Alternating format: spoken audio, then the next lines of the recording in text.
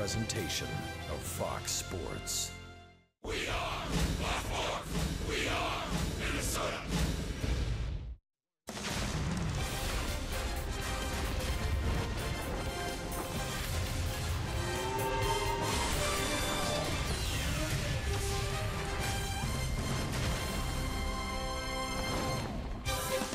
This week-long road trip for the Twins continues across the border as they head for the first time to Canada to play a 3-game series in Toronto against the Blue Jays.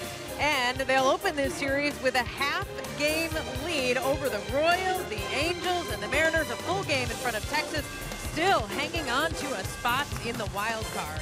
Bartolo Colon will start the opener here. Gave up 4 runs in 6 innings in his last start. That was against Arizona. J.A. Happ, a lefty who's had a pretty good August, will make the start for Toronto. Twins baseball on Fox Sports North is presented by State Farm.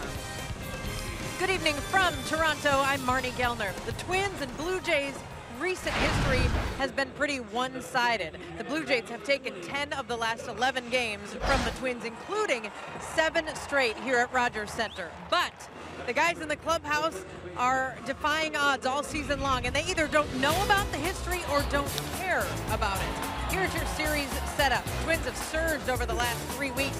They have the 4th best record in all of baseball, 13-6 going back to August 6th. They'll face a Blue Jays team that is struggling at the plate. Their team batting average of 241 is the 2nd lowest in the big leagues. And tonight is the start of Players Weekend, where you will see nicknames on the backs of jerseys, colorful cleats and wristbands, all as a part of the players' opportunity to show their personality, get a little flair in there, and for the fans to see a different side of the players. 2 summers ago, here in Toronto, the Blue Jays made it to the postseason, and they ended a 22-year drought. One of the players who helped them get there was none other than LaTroy Hawkins, who was traded at the trade deadline in 2015. So he spent the second half of the season here, 93 days to be exact. And Hawkins became the 13th player ever in the big leagues to earn a save against all 30 teams, and we are delighted to have him with us this weekend. So good evening to you, LaTroy Hawkins and Dick Bramer. Yeah, to be fair, former Twin, former Cub, former Yankee, former Met, former Rocky, former Brewer, former Oriole. Did I miss any? No, you're good. Okay, all right. LaTroy Hawkins joining us for the weekend here, a weekend where the Twins hope the bats will reawaken. That was so particularly disappointing about the last couple games in Chicago. The lineup was clicking until the last 2 games. Well, they've just had a problem not getting on base because they took a lot of walks. They were probably hitting with runners in scoring position. You know, 341 slugging percentage, 154 average over the last 3 games. They're down from 6.9 runs a game to 2.7 runs a game. They just hadn't been able to get that timely hit when they needed it in the series final couple games in Chicago. Well, it's a special weekend. Paul Molitor reminding everybody that the important thing is that the Twins pick up some wins here in Toronto, something that he as a manager has yet to do. It'll be a fun weekend. It's Players Weekend. And we're glad you're with us for Twins baseball, getting a big weekend series in Toronto underway.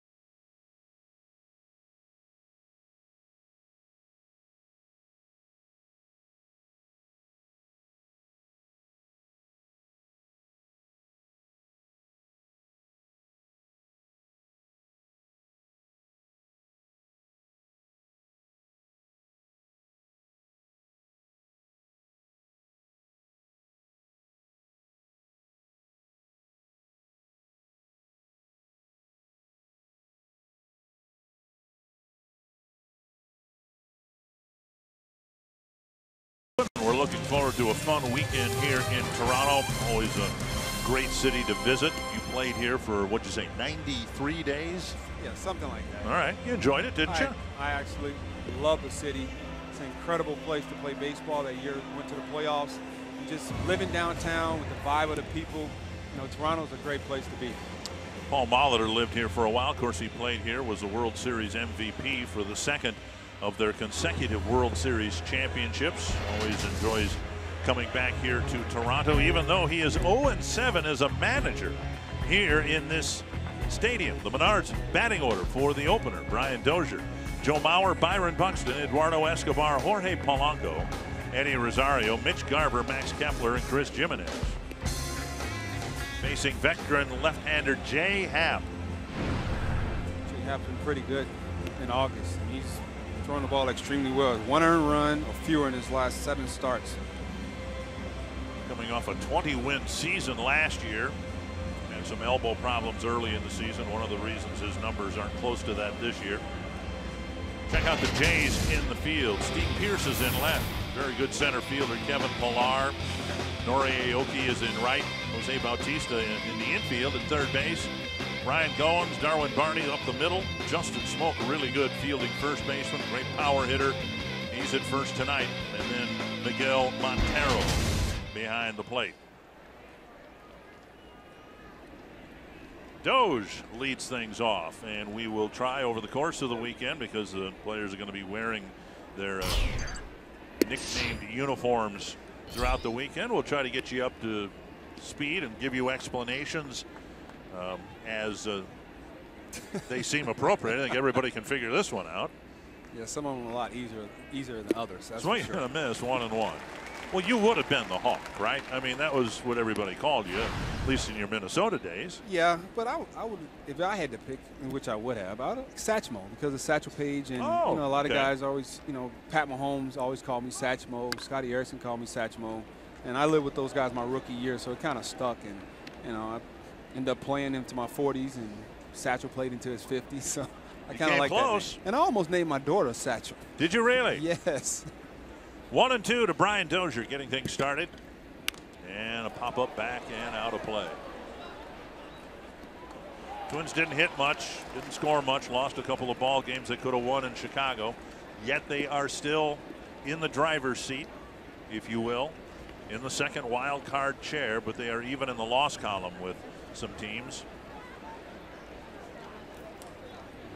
Down and in, and that's something to keep in mind. That's a really important thing, especially with so many teams bunched together, where you are in the loss column. If you have fewer losses than everybody else and you keep winning, there isn't anything anybody else can do. Right now the Twins with 62 losses, the Royals have 62, the Angels, Mariners, and Rangers have 63. What's the key?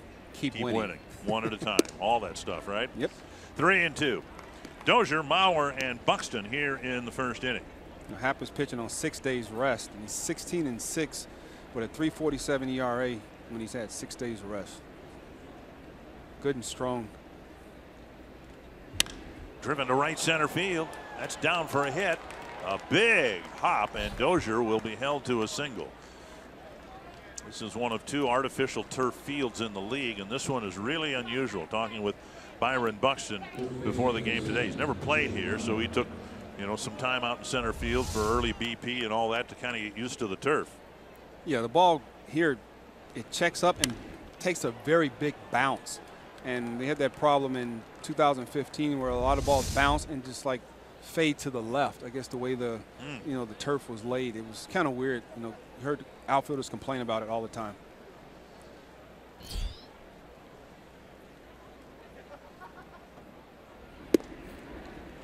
And a strike on the outside corner. Mauer hitting second. Waiting for that week-and-a-half surge that Joe has had many times in his career to get his average up to the 300 mark.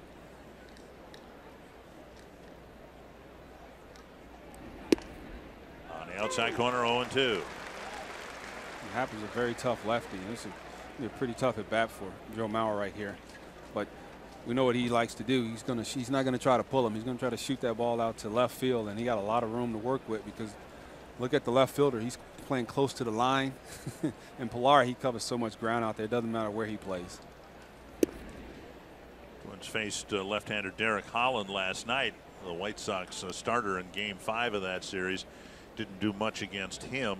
And now another lefty who's having a much better year and has had better success recently than Derek Holland in Jay Happ. See the players allowed to use special bats this weekend as well. Fouled away. Now, how do you feel about all this? Because this would have been something I'm guessing you would have enjoyed. Yeah, I think I would have enjoyed it. But, you know, I had a meeting with Manfred at the Major League Baseball offices that January 2016, and he asked me what could they do to, you know, have a better relationship with the players. And the first thing I thought about was let guys wear whatever they want on their feet. And they took it to a whole nother level, and I like that a lot. On the outside corner, one away. Because when you see kids, I don't care how old you are, when kids first time they see you, the first thing they do is look at your feet. This day and age, sneakers are a huge part of our culture. It's a very good fastball right there for strike 3. Happ opted not to go at the breaking ball. Fastball, you know, just a little up and away for strike 3. One down, Buxton standing in, hitting third again tonight. Hit a home run in the ball game last night, hitting third. Right off the end of the bat, and Happ will go to first, and Dozier will go to second. So Byron regularly now goes after that first pitch. It looked like Happ pulled the string on him a little bit, and he hit it right off the end of the bat. I like that ball sunk just a little bit away from him, and he had to reach for it and end up hitting off the end of the bat. But, you know, I like him swinging at that first pitch because sometimes that might be the best pitch you're going to get to hit. And he's not like Mauer. Mauer never swings at the first pitch, and, you know, he's doing a lot better. Buxton's doing a lot better, you know, putting the ball in play and making very good hard contact by swinging at that first pitch. So whatever works. Here is Eduardo Escobar. El de la Pica. Inside, ball 1. Just a good hard cutter right there by Happ that breaks down, you know, at a right-hand hitter's back foot. And if you don't get out the way sometimes, that ball will hit you in the kneecap.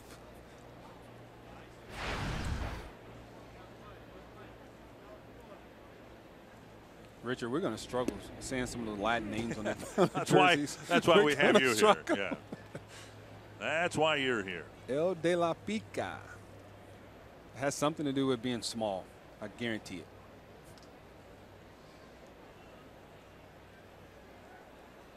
The count is 2-0 to the Twins cleanup batter with Polanco on deck.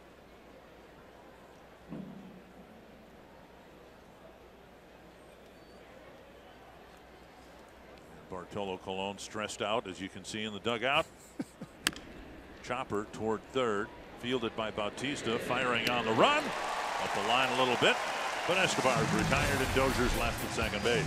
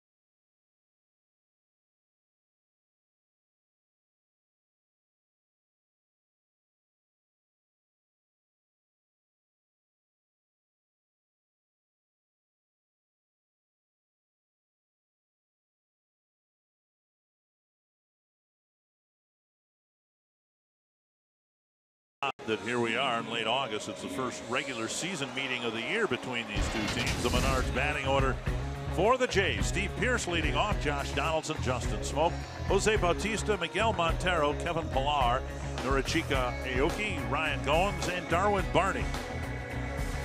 And they'll all be lined up to face Bartolo Colon. Bartolo, man, it's just the epitome. Like I said in pregame, he just missed the consistency, man. He throws that fastball. He teaches you to command your fastball. Morales. The name of his late mother, the last name, Adriana Morales. He promised her that he'd try to pitch until he was 45, and he is 44.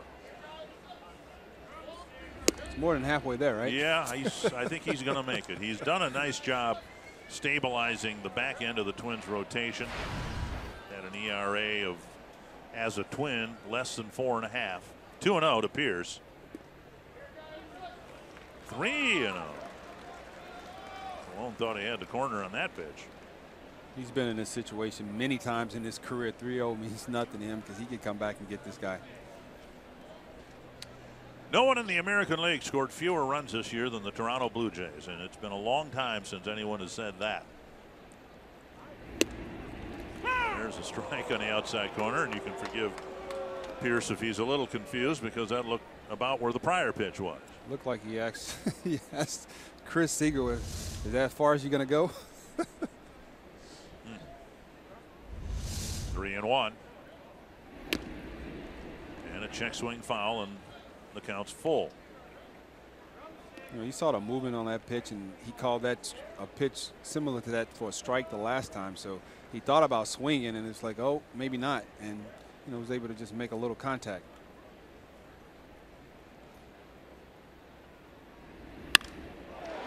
Dozier with a nice backhanded play, and he throws him out. Good play by Brian Dozier on a hard one hopper, one down. Twins defense has the fleet-footed outfield intact. Rosario in left, Buxton in center, Kepler in right. Escobar, Polanco, Dozier, Mauer, the infielders, Chris Jimenez behind the plate. The one down, and Josh Donaldson, the designated hitter, stands in against Colon. You talked about some of the Blue Jays struggles and not being able to score runs, and you know, like you said, it's been a long time since we said that, and it's just they've had so many guys hurt this year and big parts of that offense that it's from the day one they just hadn't been able to get going. And you know, Donaldson's been on the DL. Tulowitzki's out for the season now, and I think that's his second time on the DL. Batista spent some time on the DL, I think, as well. Sanchez hadn't pitched much this year, so they've had their share of injuries, and Happ just coming off the DL. 2-0.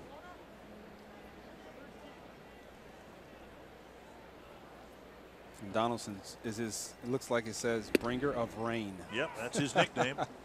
That's his Twitter handle. His Twitter handle, yeah. I don't know whether Death to Flying Things would have fit on a jersey. That's a pretty long name, bringer of rain. Yeah, you got to have a wide back to get that on there. Foul back. That's our way. Almost got in here. He's been hot. He's been bringing a lot of rain lately with his towering home runs. 7 home runs, 12 RBIs in the last 11 games. I mean, he's that type of guy. If he can get hot and carry a team for a month at a time on his back. 2-2 to Donaldson. Snap bat. Dozier will get another chance. Most of the bat ended up between the mound and third base. 2 down. Let's go to Marty Gellner. Time to check on our car scoop from the clubhouse, guys. Paul Molitor spent 3 seasons here playing for the Blue Jays, including the World Series in 1993, which the Blue Jays won. And Molitor said he has nothing but fond memories. Loved his time living here in Toronto. He also likes the uniqueness of Players Weekend, but said the most important thing that they have to remember is that we still have to play good baseball here. Molitor also said that Miguel Sano is progressing slowly, rehabbing in Minnesota from a stress reaction in his shin. Molitor said Sano is a tick better, but that the Twins may have to end up extending Sano's DL stint past the 10 days. Well, thanks, Martin. That's discouraging news. Here's a ball blasted to left center field. And it'll bounce over the wall for a 2-out double. Justin Smoak is having a wonderful year at the plate and at first base. And he clobbers the first pitch for a 2-out double. You know, Smoak's having an outstanding season, All-Star this year. I mean, he's not missing many pitches at all, as you can see with his 34 home runs. Just a fastball up and away from Cologne right there, and he just drove it into the left center field gap for a double. Everything's just perfect, on time. You can see the springiness in the turf. That's a pretty tall wall, and the first hop cleared it. Runner at second, 2 down for Jose Bautista.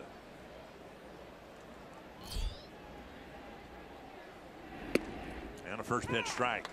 Bautista's having a down season, but he still has 20 home runs, 54 RBIs. He's still dangerous at the plate. It's been his nickname, Joey Bats, throughout his career. Yes, it has. Joey Bats. He's playing a little third base now. Donaldson's DHing, showing his a lot of versatility. Pitch is up, 1-1. He's playing with Bautista, man. This guy works so hard. He's stretching and, you know, just takes the best care of his body of any guy I've ever played with. His routine to get ready to go out there and play the game is second to none. He's getting after it. He does some of everything to get ready to play a game every night. Fouled back. You can tell the guys who did it. You did it. Torrey did it. I mean, you really take care of yourself. Guys like Bautista and you, I bet you could have, when your career ended 2 years ago, you probably could have fit into your rookie uniform, right? I actually could fit in my tux that I got married in. Yeah, see, that's what I'm talking about. You guys who take care of yourself, you know, it shows. That's why you guys last so long. Well, you only get one body, so why not take care of the one that you have? And if it's going to keep you on the field and you know, extend your career in baseball, there's only the least you can do. Fly to right, Kepler's under it, makes the catch, and the inning ends. A scoreless first here in Toronto.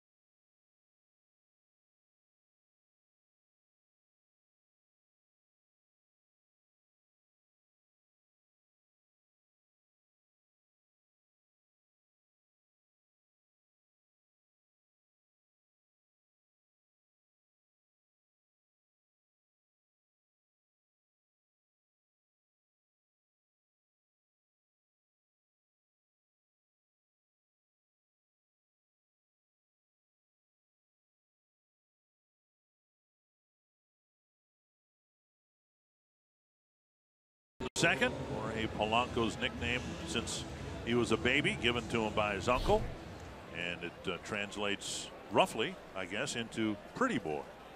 Really? Yeah. I'd have never guessed that. Well, not based on how he looks, right? I mean, I don't want to get you in trouble in the clubhouse now. And there's a strike on the outside corner. It'll be Polanco, Rosario, and Garver here in the Twins' second.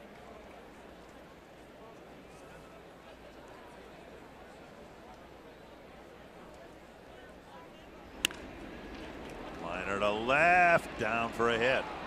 You can see the left fielder Pierce playing that ball tentatively, and we saw it all those years in the Metrodome particularly the earlier years, that first batch of Super Turf, I believe was the brand name, and you didn't dare play the outfield aggressively at all because of the springiness of the turf, and there were a lot of inside the park home runs hit because of the springiness of the turf at the Metrodome, and it's kind of the same deal here. Yeah, that bounce could be, you know, not good if you don't anticipate it, or, you know, hold your ground just a little bit, because if you run up on that ball and it bounces over your head, it can, I mean, that could be 3, maybe 4 bases. Rosario squares, doesn't bunt, and takes a strike. Roughly translated, the Bandit. Bandito. And you said you suggested personalized flamboyant footwear, and Rosario's going wild with the socks. You know, you're into fashion, your sock game got to be off the charts, because when people, like I said, first thing people look at is your shoes. Yeah. And they looking at your shoes, they can't miss your socks, especially if they're loud and making a statement. I can proudly say I've never thought of making a statement with my socks. Never.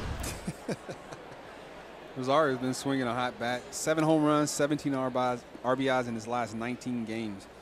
Hit safely in his 12 of the last 15. He's displaying that power that consistently, like we knew he had. 2 strikes, and there's a called 3rd strike. Struck him out on the same pitch that struck out Mauer after the leadoff single in the first. 1 down, and now Mitch Garver. It's another real good fastball right there. The Hap down, away. Rosario, Hap right here. First pitch fastball away for a very good strike. He didn't think that was a strike, but it was a strike. And you got to swing the bat. Swing the bat. You like to swing the bat. Can't go up there looking for a walk. Garver, the designated hitter, and by filling that role, of course, a bit of a risk for the Twins, having their second catcher as the designated hitter, hoping that nothing happens to Jimenez, or at least not early in the ball game. 1 strike. So who's the 3rd string catcher if everything goes? Well, it used to be Eduardo Escobar. I would imagine he still would be the guy. Okay. Oh yeah. Oh, I can't say I would love to see him back there, but you know, a strike, and it's 0-2 to Garver. Hap's pumping those fastballs in there. Of course, Jason Castro on the concussion disabled list after taking a couple of foul balls against his mask the other night in Chicago. Just 1 career win against the Twins. He's ahead of Garver, 0-2. And now 2 down.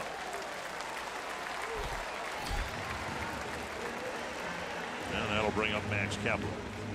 Back-to-back 3-pitch strikeouts for Hap right there. Set up high for a high fastball for strike 3. You know, set him up, fastball in. The second pitch, first pitch he fouled off. Didn't throw him a breaking ball right there. Just used his fastball to put him away, up and away just a tad bit. Lefty against lefty. Runner goes. And Polanco is in with a stolen base. Trying to get a runner into scoring position. Successfully, Polanco steals second. And the count is 1-0 to Max Kepler. It was a good pitch to steal on, because he had been throwing all fastball, and that was a breaking ball right there, and he got a great jump. He was able to get in scoring position right here. Kepler getting the start tonight against a left-handed starter. Did not start last night against Derek Holland. On the ground, 3 hops to the second baseman, Barney. And the Twins leave another runner at second after a leadoff single.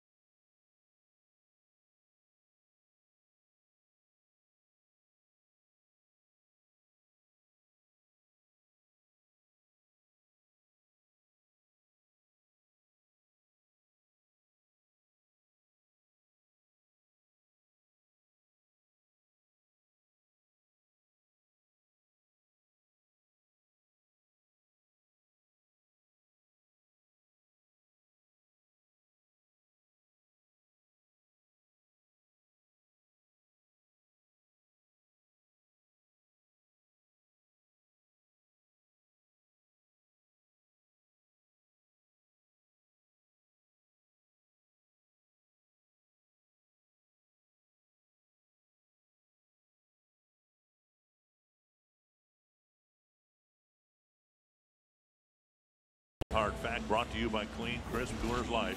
Look what Bartolo Colon has done since July 30th. Remember, his first few starts got a little bit better, but he didn't pitch deep into ball games. But he's given the Twins 34 and a third innings since his start on July 30th. And he's done a wonderful job stabilizing the back end of the Twins rotation. Picking up where he left off. Into center, year. Buxton back. With the New York Mets. Catch one away. One away quickly here in the bottom of the second. Let's get the big story from Marnie Gelder. Yeah, the big story is the fallout from the 3 benches clearing incident and the fight last night between the Yankees and the Tigers. Major League Baseball has suspended Miguel Cabrera for 7 games. Yankees catcher Gary Sanchez got 4 games. Tigers pitcher Alex Wilson got 4 games. Yankees catcher Austin Romine 2 games. And even the manager, Brad Ausmus, he got a game. All 5 of those guys also got undisclosed fines. There were 7 other fines of players who did, and/or personnel who did not get suspensions. All the suspensions, though, from those guys you saw are effective tonight, guys, unless they are appealed. But that was a big one last night between the Yankees and Tigers. Yeah, they kept going on and on. Just when you thought things were settled down, then something else would happen. I don't understand, and maybe you can offer some explanation. Richard, I don't understand either. How does Dellin Betances not get suspended at all after hitting a guy in the helmet in the midst of all of it? You know what? Seeing it, it looked absolutely terrible, and he's had control issues all Knocked year. Down by Dozier. He recovers and throws off target. That ball may have hit Dozier on the wrist instead of the glove. And Pilar will reach. And I think the way Bryant's reacting, you can tell, I'm not sure he got leather on that ball at all.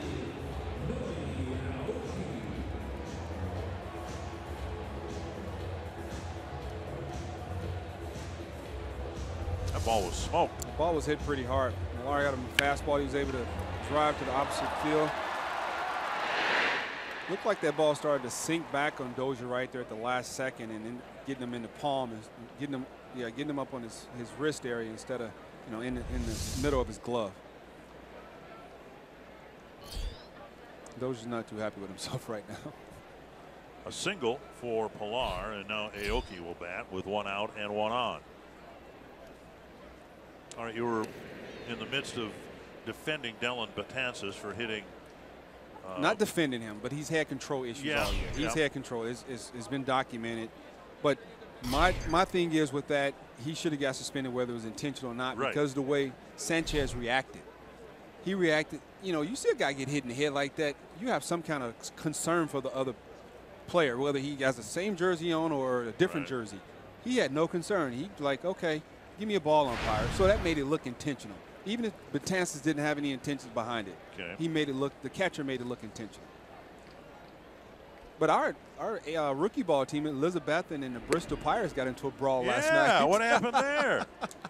Got a good friend of Joe Hanrahan, ex-big league. He's the pitching coach in Bristol, and he texted me and said, "Dude, we just had a best brawl I've ever seen in baseball.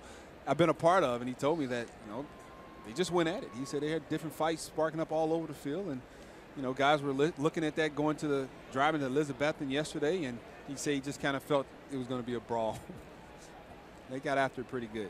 1-0 to Aoki. To left field, and Rosario retreating to the corner, making the catch, and Pilar thinks about a tag but thinks better of it. Well, one thing to consider now, as Marty said, the suspensions will be served immediately unless they are appealed. We're running out of time.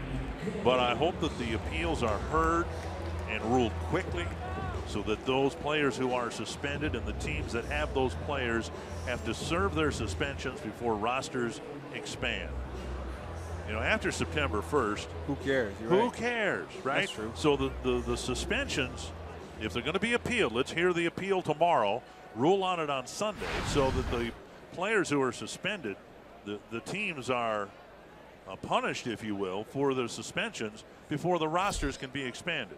Well, I'm sure the Major League Baseball are going to take care of the Yankees just a little bit since they're in a playoff race.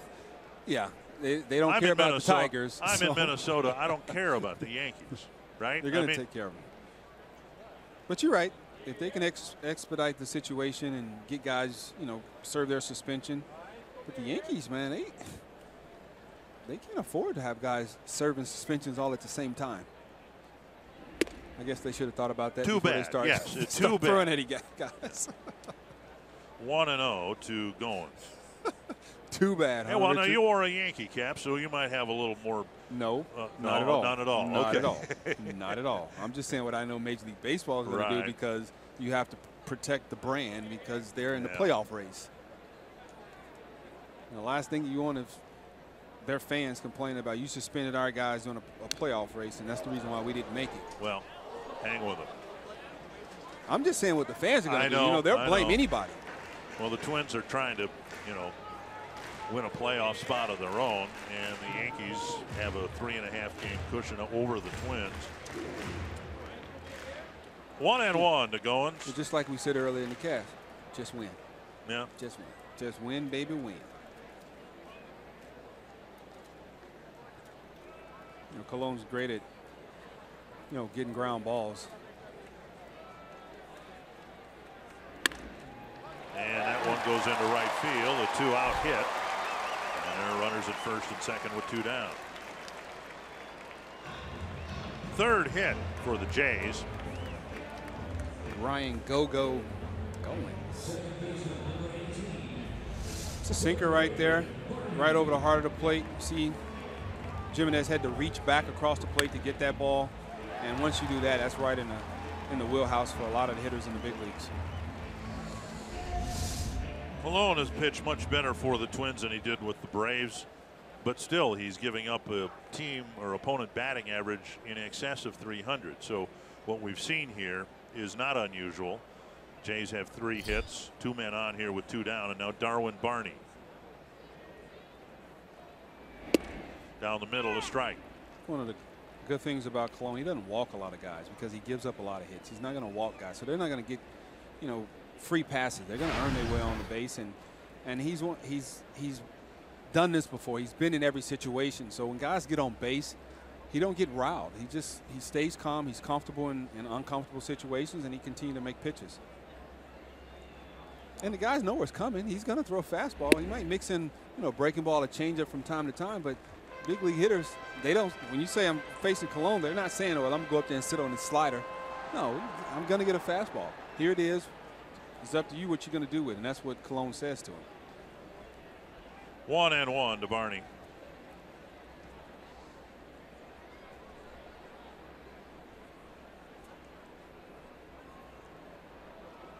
Cologne give him a little check. A little check at second base. Moore got off just a little too far for Cologne's comfort.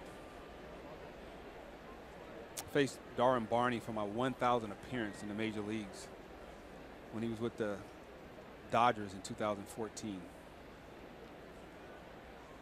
And strike him out? No, it'll fly out to right field. Oh, okay. Fly out to right field. Vin Scully called it. That's to left field, and Rosario is there for the catch.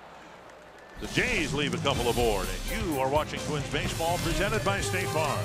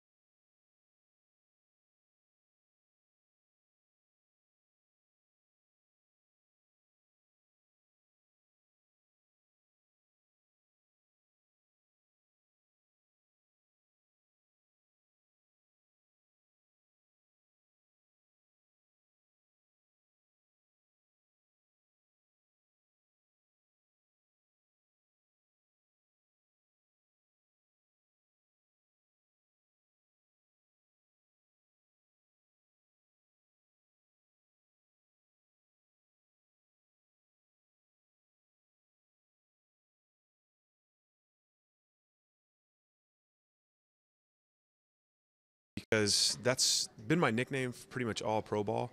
Nobody really can pronounce my last name, so the G, you know, kind of, I guess it's just easy, works. It's actually with a G, not a J. You know, there's another thing for it, so I kind of went easy route on that.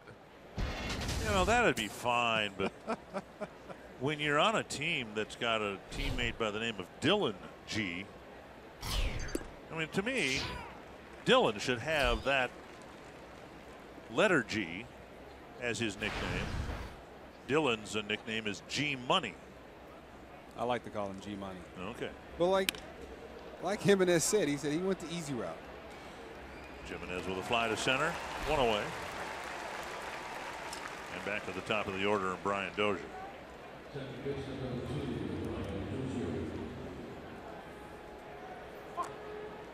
Oh, nice sound bite. Dozier singled and got as far as second base.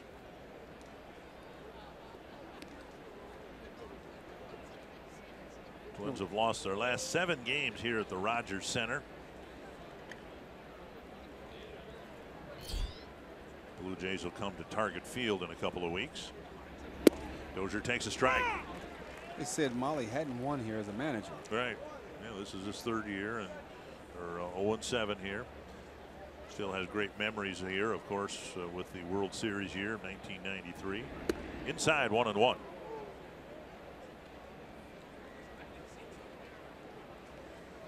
World Series MVP. He's, you know, plastered all over. They got pictures of Molly in the home clubhouse. You know, that was a good time to be a Blue Jay those years. They were winning the World Series and making it to the playoffs. Yeah, Dave Winfield, the hero in the '92 World Series. Paul Molitor, the MVP of the '93 World Series. 2-1 to Brian Dozier. And now outside 3-1 with Joe Mauer on deck. Blue Jays got to the playoffs last year and the year before that, but not this year. Yeah, like I was saying earlier, this season just started off with injury after injury after injury. Big pop-up. And Montero comes back, but has no play. 3-2. All the injuries to some of their key guys started to mount up, and you know, they just hadn't been able to repeat what they did the last 2 years. Not to the degree that the Twins went through it last year, but kind of a similar thing. They just got off to a really bad start, and they haven't been able to recover. They've been able to, you know, put together short spurts of good play, but nothing to make up for what was a really slow start for John Gibbons. And Gibby's the most laid-back guy. Big Tex, I call him. And just, you know, let the players govern themselves and just like to write out the lineup card and let the players go out there and do what they do. Ball 4 right there. You can stretch it out at Target Field with Yoga Night on Wednesday, September 6th.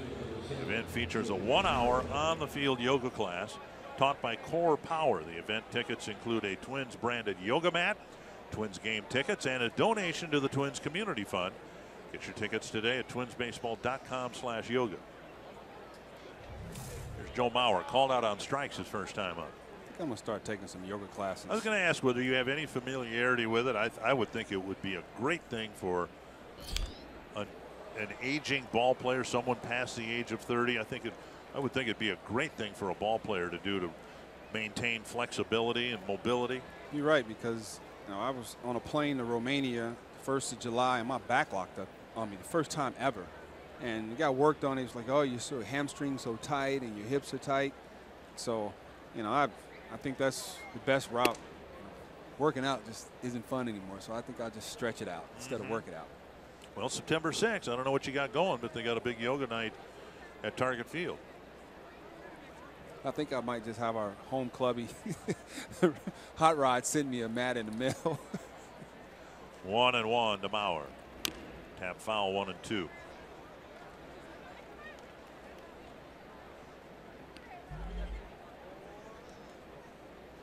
Let's see how he's going to go about getting Mauer out this time, because this first at bat he froze him with a fastball away. See if he opt for the same pitch or breaking ball down and away.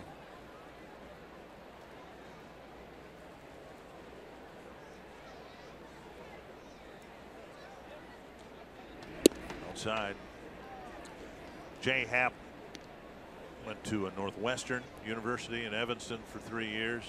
Contemporaries with Glenn Perkins. They were a scout's dream when Perk was starting for the University of Minnesota against Jay Happ of the Northwestern Wildcats. Big Couple team. of powerful left-handed starters. Down low, and it's 3-2 to Mauer. We'll see what the Twins do with Dozier here. That 1-2 pitch, you know, he went with the slider down and away. Mauer didn't bite at it. Went back to the fastball. Let's see if he can. Mauer can get a good swing on the fastball away right here. Dozier goes, and Mauer taps it to the right side. It goes through. Dozier gets a good read and runs to third base. So the Twins taking advantage of the 1-out walk. And Dozier scampers to third. First and third, one away now for Buxton. Montero set up away right there. He set up away for another fastball down and away for the punch out, and the ball drifted back over the middle of the plate. And like I said earlier, when you see that catcher reach back across his body, it's always in the hitting zone for a hitter. Buxton hit a comebacker off the end of the bat his first time up, trying to launch the first pitch again. Now up in an RBI spot. First pitch swinging right here, Richard. I think he's going to be taking some here. Happ's had some control issues in the last 2 at bats. It's down the middle, close. He's swinging. There's a push bunt. Dozier's going to try to score, and it's a single and a run scored with Dozier scoring on the bunt. It's a great play right there. I don't know that Byron bunted it as far as he wanted to, but you could see Happ, in trying to make a play on the ball, was watching the runner streak up the line and Dozier come in from third base. So an RBI bunt single puts the Twins in front. It's a great bunt right there. You push the ball towards the first base. Ideally, you want the first baseman to field that ball. But Happ came off the mound. He was looking at home. Second baseman, Barney, wasn't at first base, so he didn't have to play at first either. And once you hesitate with Buxton running, you might as well put the ball in your back pocket. And now Escobar takes ball 1. El de la Pica, by the way, is the birthplace of Eduardo Escobar. And he's adopted that name as his nickname. A strike, 1-1. Nickname of where he's born at. I like that.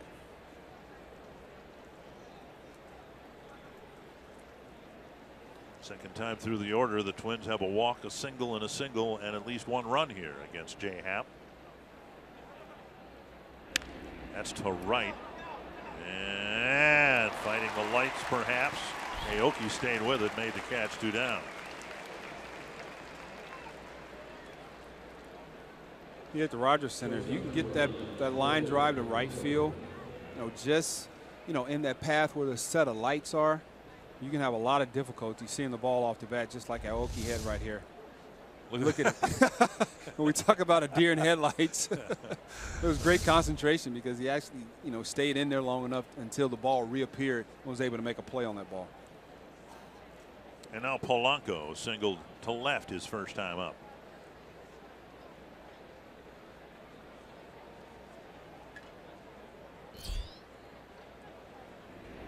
Outside, ball 1.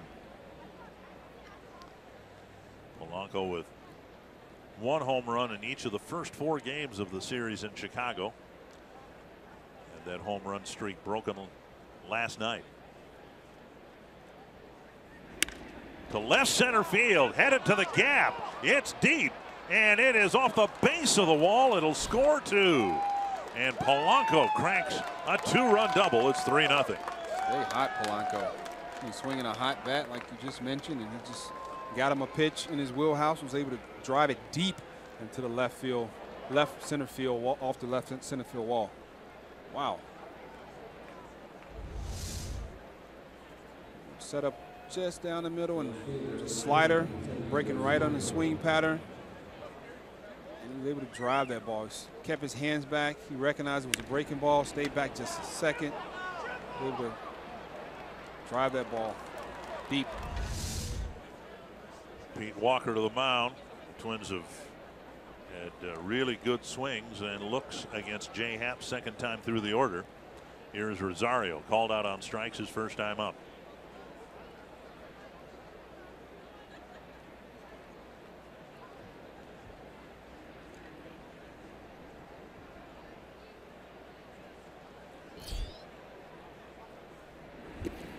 Nice dig by Montero. Twins are of the belief, still have the hope, that Kepler will eventually be where Rosario is now. In other words, just about as effective against left-handed pitching as right-handed pitching.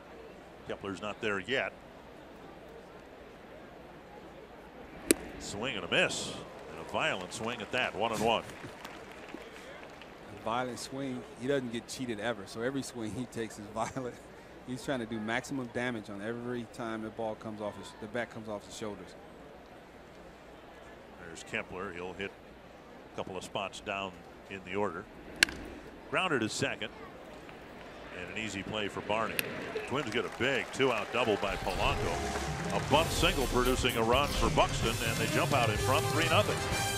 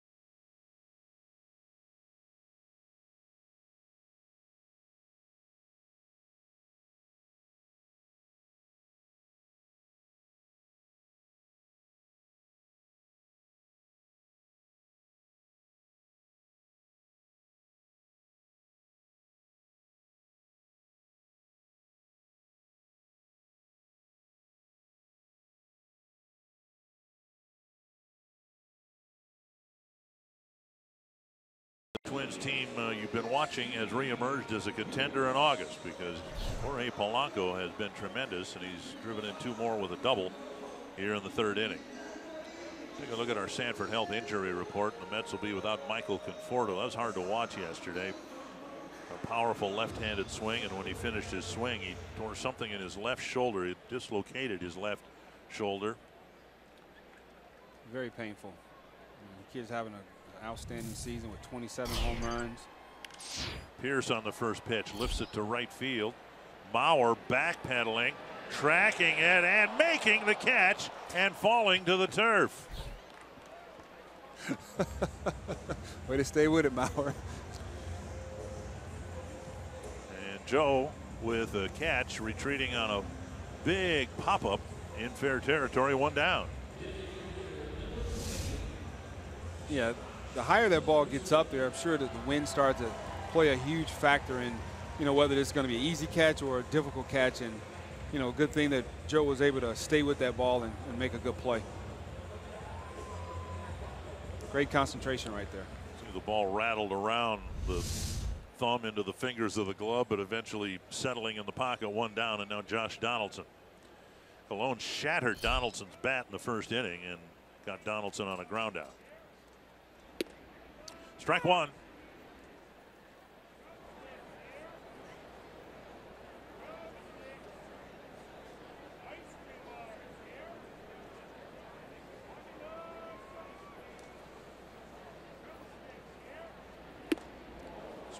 Pitch up and in, and it's 0-2.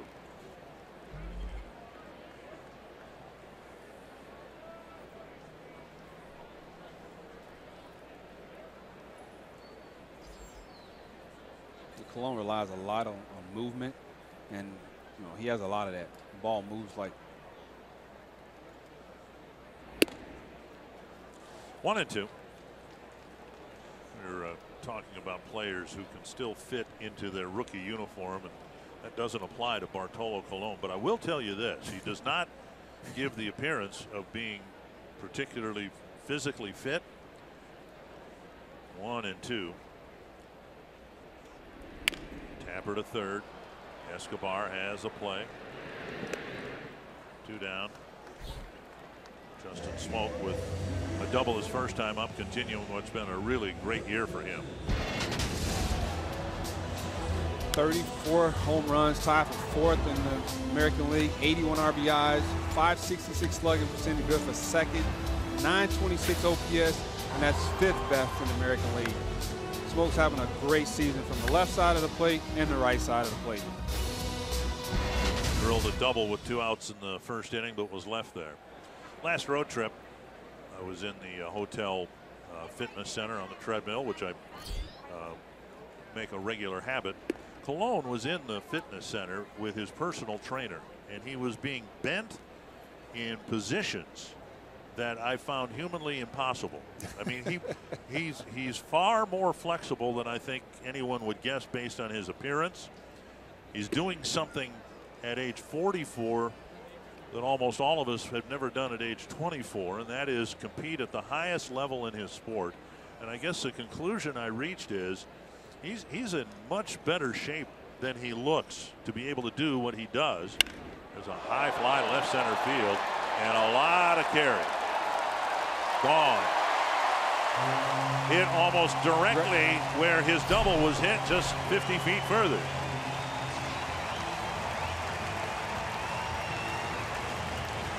Yeah, the double he hit in his first inning, his first at bat, was a pitch that was just a little up, and he was able to drive it out there. This ball was down, and he went down just a little bit and got it.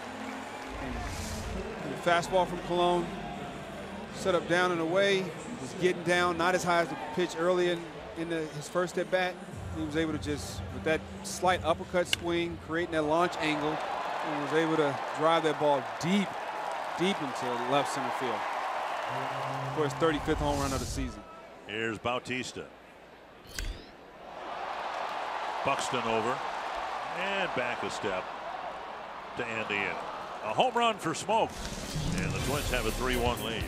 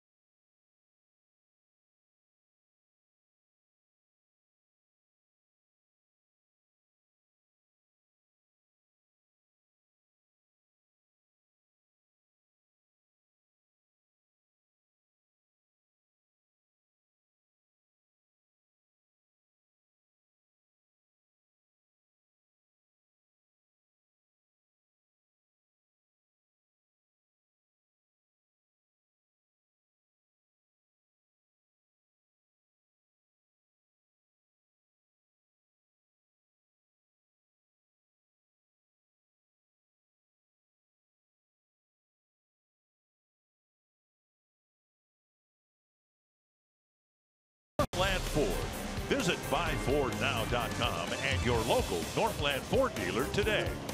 By Grand Casino, the best stories start here.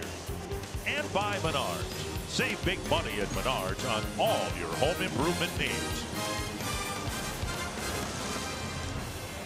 Justin Smoak's home run, making it a 3-1 game, and we get to the 4th inning. A 9-pitch inning for Bartolo Colon. And now Mitch Garver, Max Kepler, and Chris Jimenez will hit for the Twins in the 4th. Garver went down swinging his first time up. Paul Molitor said yesterday that he is tempted to catch Garver tomorrow when Dylan G takes the mound. It would be Garver's first start behind the plate. And he takes a first pitch strike. Well, they're familiar with each other from Rochester, so Right. you give him a chance to, work his first game behind the plate, catching someone who he has caught, a couple times so far this season already. Inside 1-1. There's G Money. G Money, who will make the start tomorrow.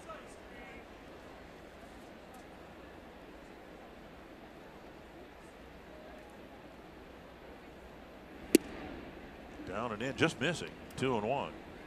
Good fastball right there, just the bottom of the zone. Garver wasn't not looking for something that low. He's looking for something up just a bit so he can drive.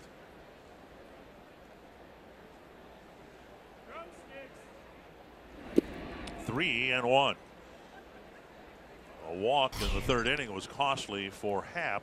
Came with 1 out. Dozier walked. And the Twins ended up picking up 3 more hits in the inning and getting 3 runs.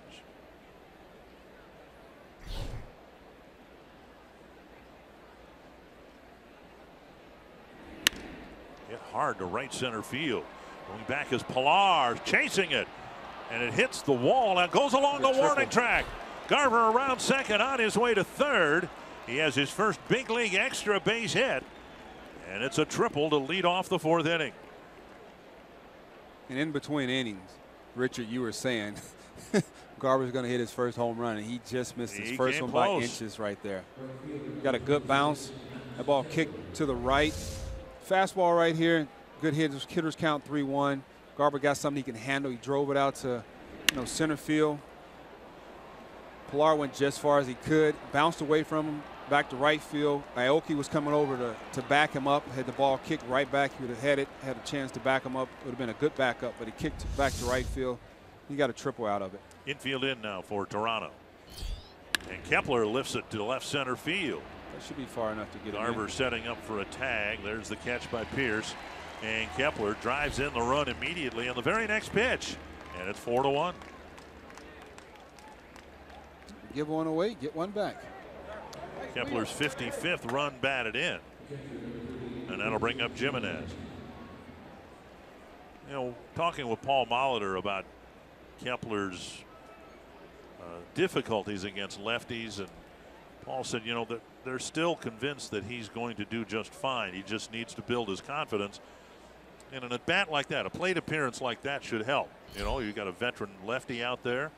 He got a pitch up, didn't try to do too much with it, just lifted it to the outfield and got the run in. Well, he understood that he had the infield in, so his chances of getting a hit just went up, and he was make sure he got something up that he can handle and put it out in the outfield so he can get a sac fly but I think he's going to end up hitting lefties. Right now he just still has that little, lefty on lefty. His hip just starts to just go just a little bit, and once that hip starts to leak, he loses all his power, and he's not the guy that likes to go shoot that ball to left field. Once he started doing that and keeping his hip in on lefty on lefty matchups, he's going to be he's going to hit lefties just fine. His nickname, the other half of his last name, his mother's maiden name was Kepler. His father's name, Marek Rizicki. And they decided to shorten it when it became apparent Max was going to be coming to the United States. And so now he's honoring the other half of his heritage. 1-2 to Chris Jimenez. His father is Polish and his mother is from Texas. And so he grew up in a trilingual family. Doesn't know as much Polish as he does English, but of course knows German very well. And as Paul Molitor said today, he never really ran into a world where he couldn't hit left-handers until he got to the big leagues. Never presented a problem to him in the minor leagues. But up here, you're facing the best lefties in the world. Jimenez strikes out, 2 down. The best of the best.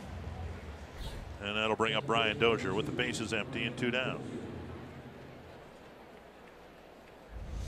Happ hadn't thrown many curveballs so far in this game, and he pulled one out against Jimenez right there for strike 3.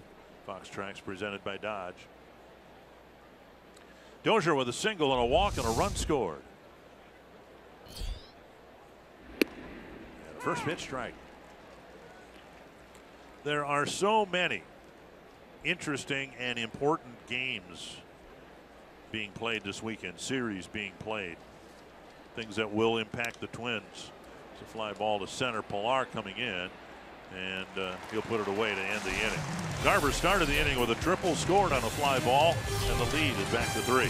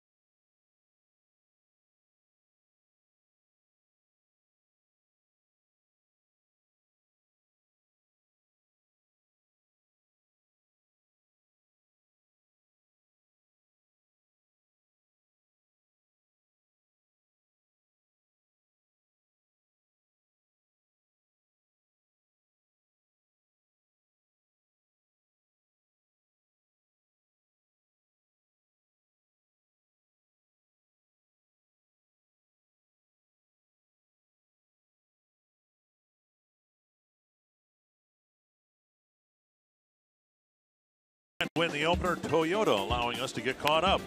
You know, Buxton right there, man on first and third. Great bunt right there for an RBI single.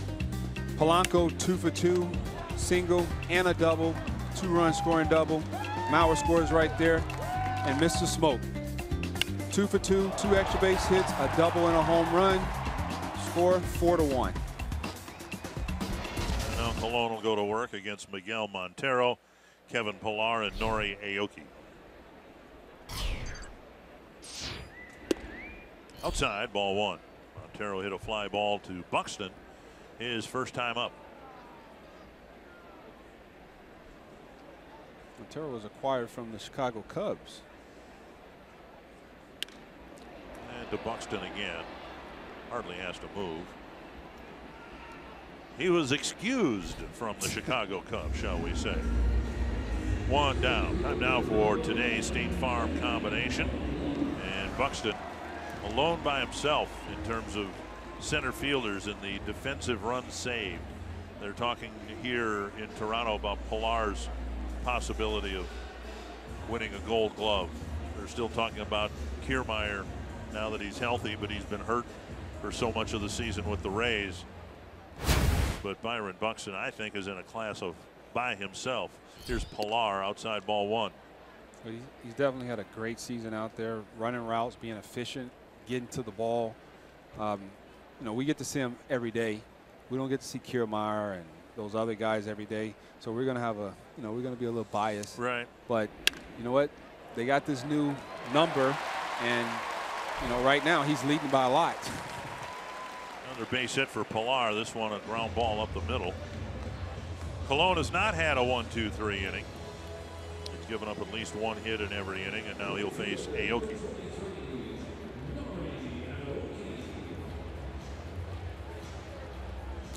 Aoki hit a fly ball to Rosario in left his first time up. The ball he hit right to left field, and it just kept drifting and drifting. Rosario ended up catching that ball on the warning track.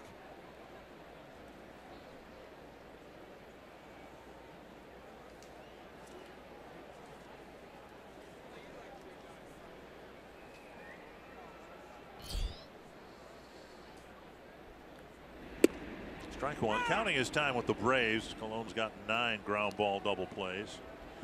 And he usually mixes his outs half and half through the air and on the ground. Got a few more fly ball outs here tonight.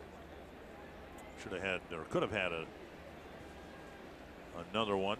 I guess that ball hit Dozier on the wrist on the fly. But he has gotten some ground ball outs here and a throw to first.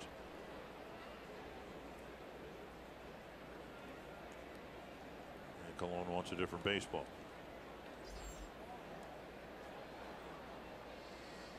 These unique jerseys that you see are going to be auctioned for charity. And so if you like what you see, you will have the opportunity to purchase one of them.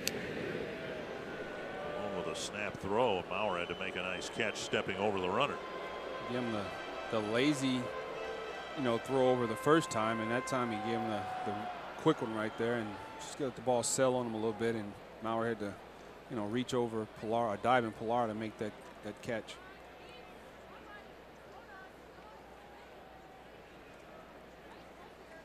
One strike. And now 2 strikes. Off speed pitch. Shaving the outside corner.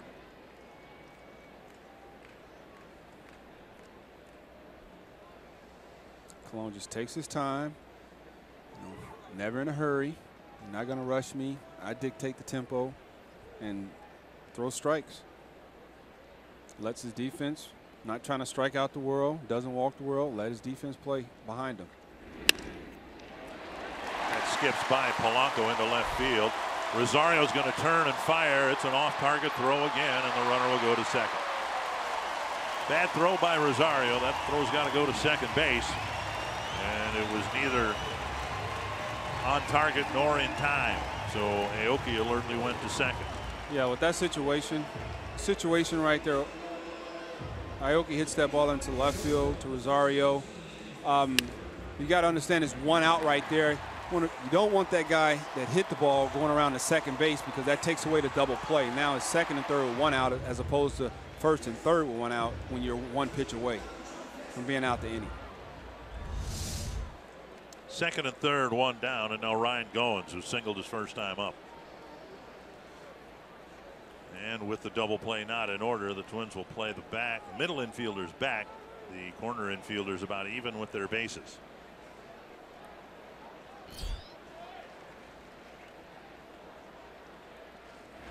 Down the middle, a strike at 92. I don't know if that was right or not. Was it? It sounded like 92. If that's the case, Hap's throwing 100. 1 strike to Goins. Singled to right field his first time up. Hits are even at 6 apiece.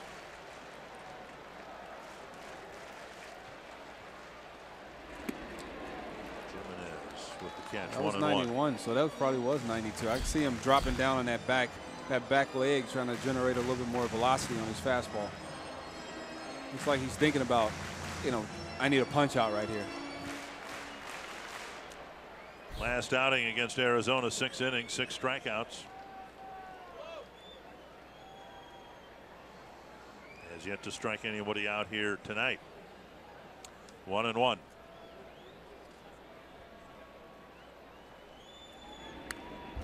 Chased a high fastball, 1-2.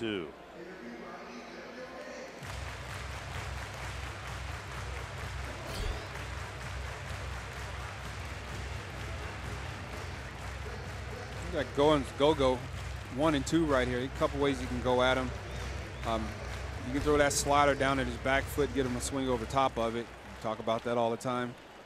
Or you can pound a fastball down and away using this movement to run away from Gogo's barrel. 1-2 to Ryan Goins.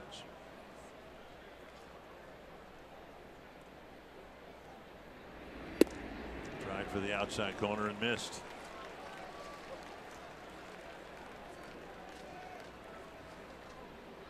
Almost cranking it up against Gogo right here.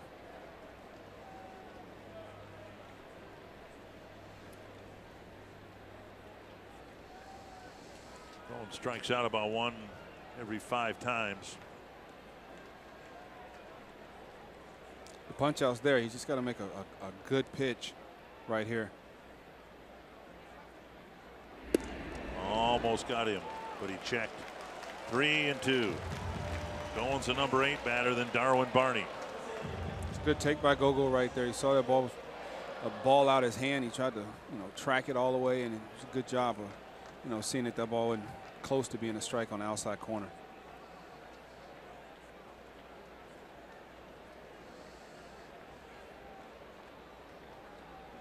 Big pitch right here. Full count to Ryan Goins.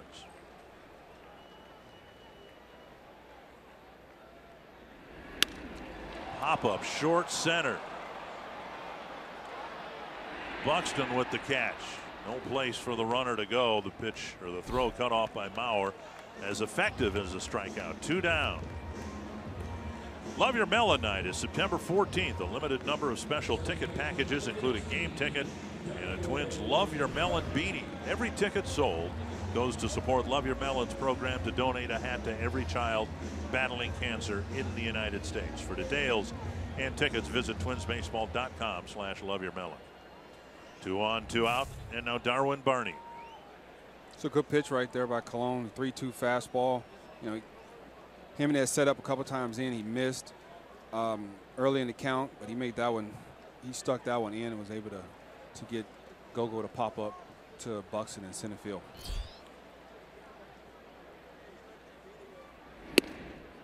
Missing up and away, ball 1. Example here, number 9 hitters up, and the Twins are playing the outfield shallower than they would normally here, particularly in center. You can see Buxton playing about 15 feet shallower than standard outfield depth, even for a number 9 batter. Essentially what he's saying, if you're going to get a hit, it won't drop in front of me. You're going to hit that ball over my head. And Barney may be inspired by Buxton, who dropped down a bunt single for an RBI. Threatened a bunt there with the third baseman Escobar playing back. A little bit different situation here, though. There are 2 outs. Yeah, but he's figured if he can push that ball down the third base line or push it past Colon, you'll have a base hit and an RBI. And now 1-2. I mean, second and third were 1 out. Up until that point, Colon was topping out at 86, 87 miles an hour. He hadn't thrown a pitch in the last 2 batters under 88. And he's topped out at 92, so he understands he needed a punch out, but he got something just as good as a punch out, a pop up to center field, and he's still cranking it up right here to Darwin Barney. Ahead in the count, 1-2. So if he set up in right here on Barney, or go with the comebacker away, going in on him. And he bounced it foul.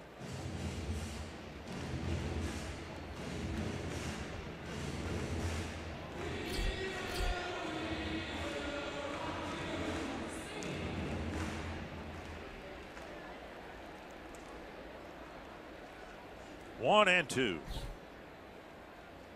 54 pitches so far here with 2 outs in the 4th inning.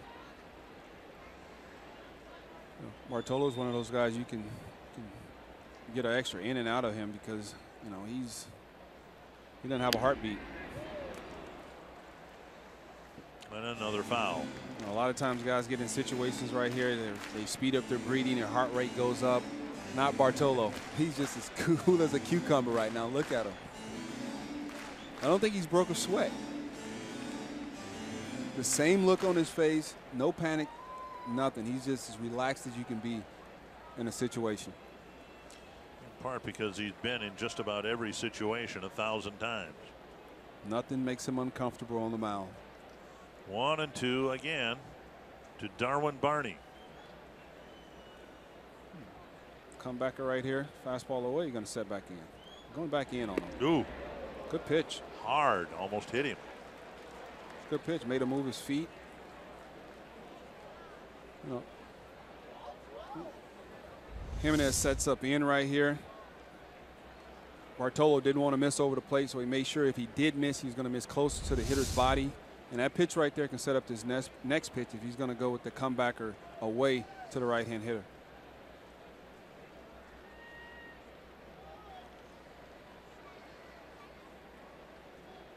In other words, the same pitch he just threw, only 2.5 feet to the left. Trying to hit the outside corner with it. With the comebacker, yep. Yeah.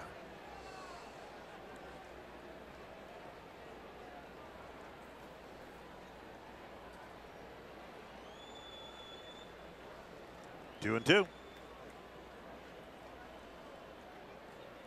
Yep, setting up away. Hit hard to center. Buxton back, makes the catch on the line drive. A bullet to center. Buxton gathered it in, and the Jays leave 2.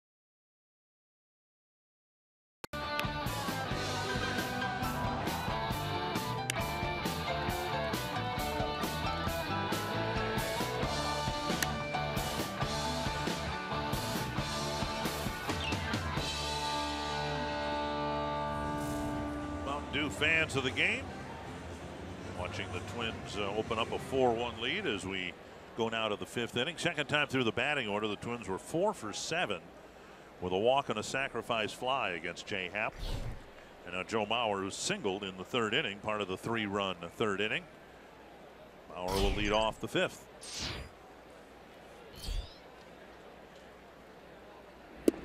Down and away, ball 1. We were talking, I think, in the top of the 4th inning about all the different series out there that will have an impact on the Twins' fortunes this year. You've got Houston playing the Angels in Los Angeles. Well, the Angels are half game behind the Twins. You got Kansas City half game behind the Twins. They're in Cleveland this weekend. Seattle at New York this weekend. And they all will have a bearing on where the Twins end this road trip in relation to the wild card.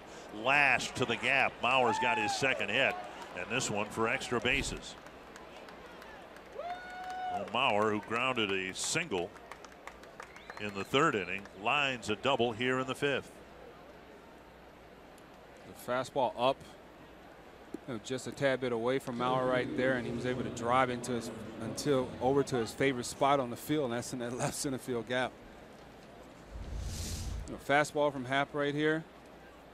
Once again, catcher had to reach back just a little bit and up, and right on Mauer's barrel, and he was able to drive that ball to the gap for a double. And now Buxton, who has seen 2 of Happ's pitches, laying down another beautiful bunt. He'll beat that out. And his second bunt single of the ball game, first and third with nobody out. And both bunts were just dropped beautifully about 45 feet from home plate. It's so He's good to see seen him. 3 pitches now from J. Happ and bunted 2 of them for base hits. It's so good to see him using all his tools, man. He went deep yesterday. Today he's laid down 2 perfect bunts. And they know he's bunting. And, if you lay down the perfect bunt right there where the third baseman has to come in and field that ball with Buxton's speed, there's no play right there. There's no play. Looks like an Impala running down the line right there with those long legs, man.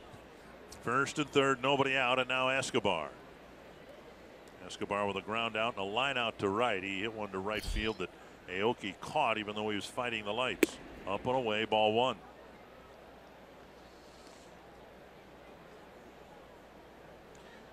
Twins have gotten 4 leadoff hits in the 5 innings that they've played so far.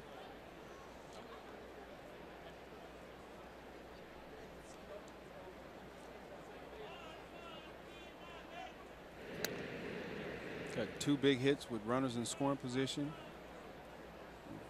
It's that hit that they couldn't find, yesterday in Chicago.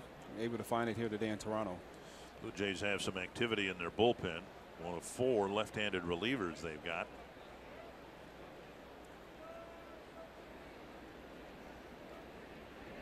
Fouled back, big swing by Escobar. 1-1.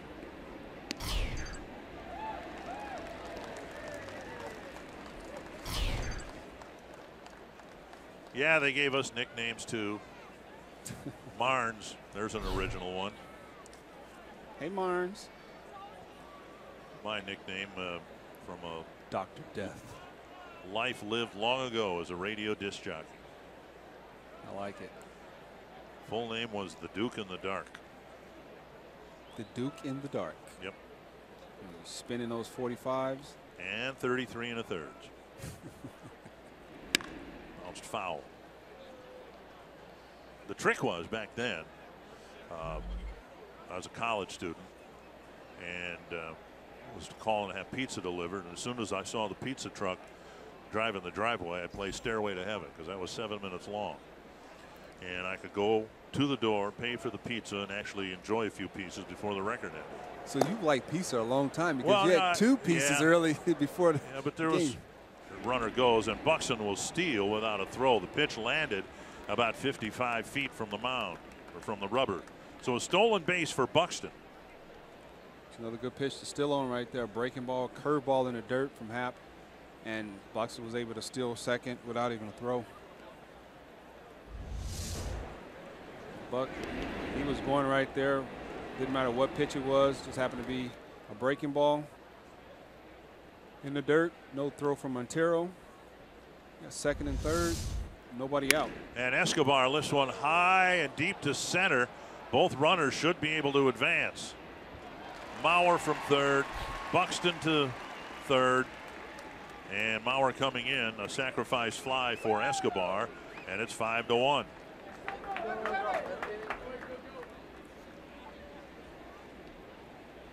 And that'll bring up Polanco.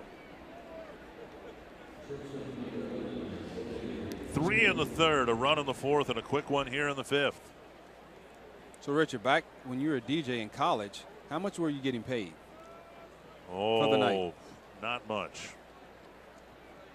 No, I suppose $5-6 an hour, maybe. Okay.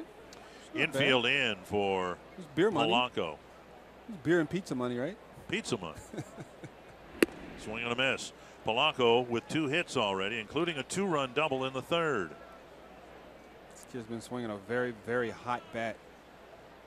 And get a ball up, and hit it out to the outfield, something he can handle, and or push it through the infield that's in right now. Get himself another hit and another RBI. Fouled back, 2 strikes.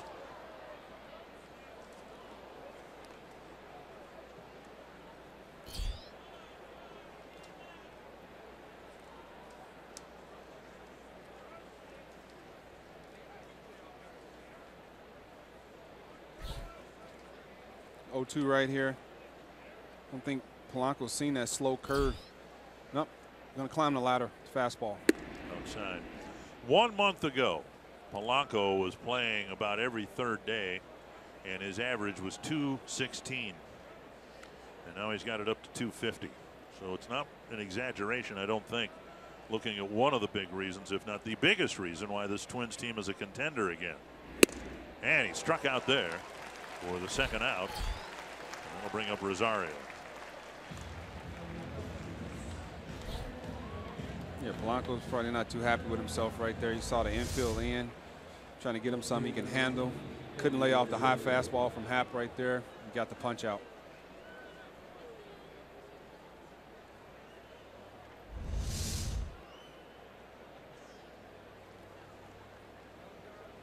Rosario 0 for 2. Called out on strikes in the second. And a ground ball to second in the third. Popped up, back, and out of play.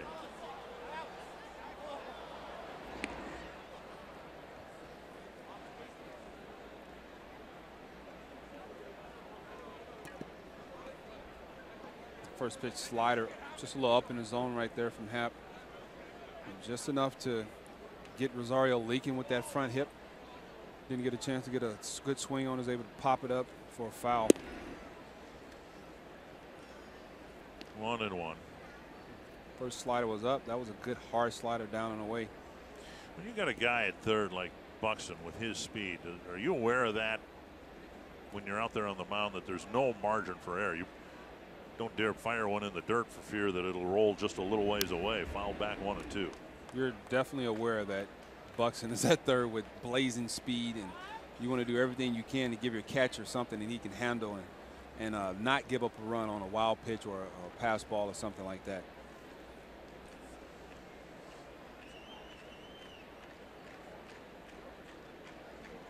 One and 2. Jay Happ to Eddie Rosario. So Rosario can shoot something to left field right here. A take at 94, 2 and 2. As you see a lot of times when Montero and Happ get 2 strikes on our hitters, you know, they're elevating the fastball and getting a lot of swing and misses. Same thing we do as a pitching staff. Big pop up near third. Bautista with the catch. The Twins get one and leave one. They lead it 5-1. You're watching Twins baseball presented by State Farm.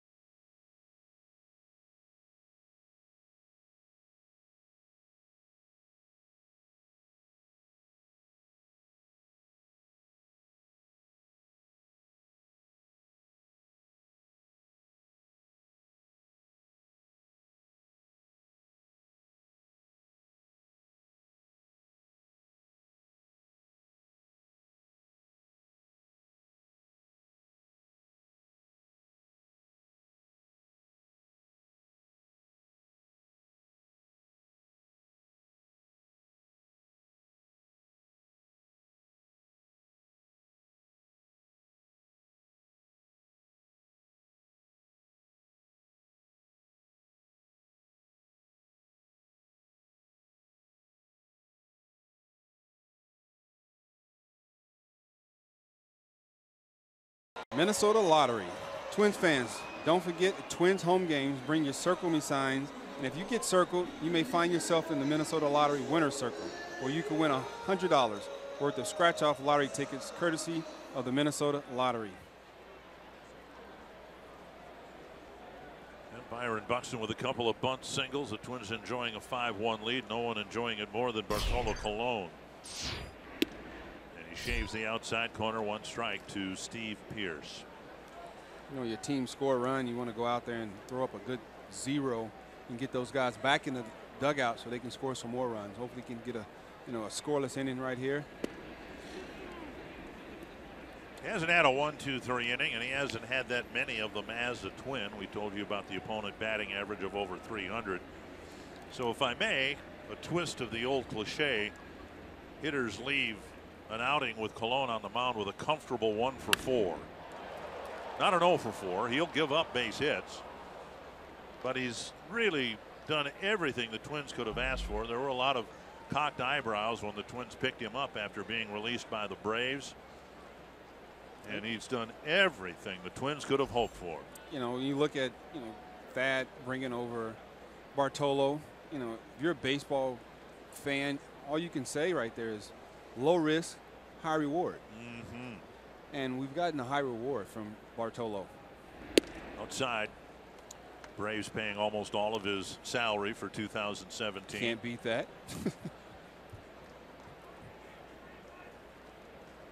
Look at all the pitchers the Twins have run through. Bullpen, starters. 2-2. Chopped back to the mound. And an easy play for Colon. 1 down. Twins were in position to sweep the Diamondbacks last Sunday. They handed the ball to Colon. 7 hits, 4 earned runs, 3 home runs. But he got the win, his 5th as a Twin. He's giving up those solo shots, and that's part of baseball. He's going to give up solo shots. That's fine. You start giving up those cricket numbers, that's when things go sideways. But once again, he's just pound the strike zone. Pound the strike zone. 2 walks right there, 6 strikeouts. Good start. Gave his team a chance to win the game, and ended up sweeping those guys. We introduced you tonight as one of the few pitchers to get a save against every major league team, and with that win Sunday, Colon, one of 18 to get a win against every major league team. Ground ball to short. Polanco across to Mauer, and Donaldson's quickly retired. 2 down. This week on Vikings Beyond the Gridiron, see how Mike Zimmer helps a group of kids get ready for the new school year. Get an inside look at position battles taking place as preseason winds down, and find out why this time of year is the toughest in the NFL. Vikings Beyond the Gridiron tonight after the Twins Live postgame show on Fox Sports North. Couple of quick ground ball outs here in the 5th, and now Justin Smoak with the bases empty. Blue Jays have 6 hits, 2 extra base hits. The extra base hits both coming off the bat of Smoak. Strike on the outside corner. Last 2 at bats, they set up away. First pitch, this at bat, they set up in, and the ball ended up leaking back over the plate. So looks like they're going to attack him in right here.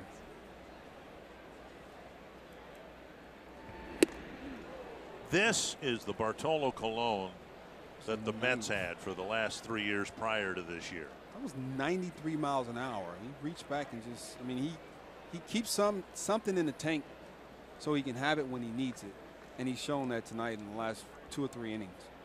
0-2 to Smoak. Going back in for the punch out right here. I'm going to say probably not a surprise that we saw 93 to the one guy who's hit him hard twice tonight. A double to left center and a home run to left center. Yeah, he tried to overthrow that pitch right there. That's why, got out front side, got out too quick. Didn't give his arm a chance to catch up. Just going to go back away. Some elevation. Just missed the outside corner.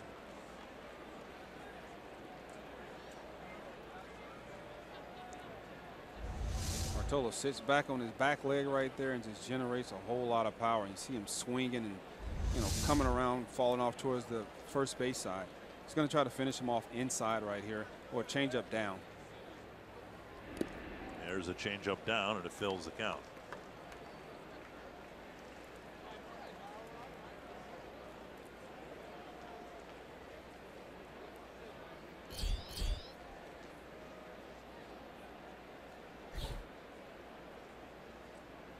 Fastball in right here. Hasn't walked anyone yet tonight. Nothing away to give him a chance to extend his arms and display his power that he's shown his first 2 at-bats. Setting up in. Foul back.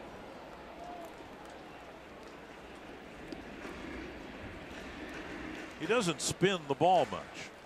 You know, I mean, his fastball moves, but Smoke is up there and he knows he's probably not going to get a breaking ball. He rarely throws one. But he has no idea whether the fastball is going to be 86 or 92. That's 2-3 different fastballs right there in itself. The whole league, both leagues, American League, National League, they know what Bartolo's going to throw. And I like it because Bartolo says, here it is, hit it or you don't. I'm going to throw you a fastball. I'm going to establish my fastball every 5 days. And out of 100 pitches, I'm going to throw 75 to 80 fastballs. Missed inside. His first walk of the night, and it comes with 2 outs in the 5th. Opted for the slider, down and in to the lefty right there. Was down, didn't look like a strikeout his hand, and Smoke didn't offer at it. 3 casual flips of the ball in the air. No worries. Make a good pitch right here to Bautista, and let's get my boys back in the dugout. That's what he's saying to himself. Bautista with a fly to right and a fly to center.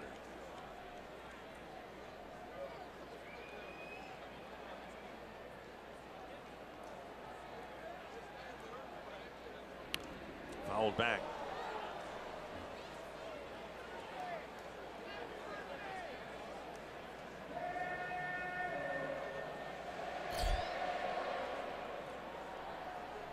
You know, having a win against every major league team.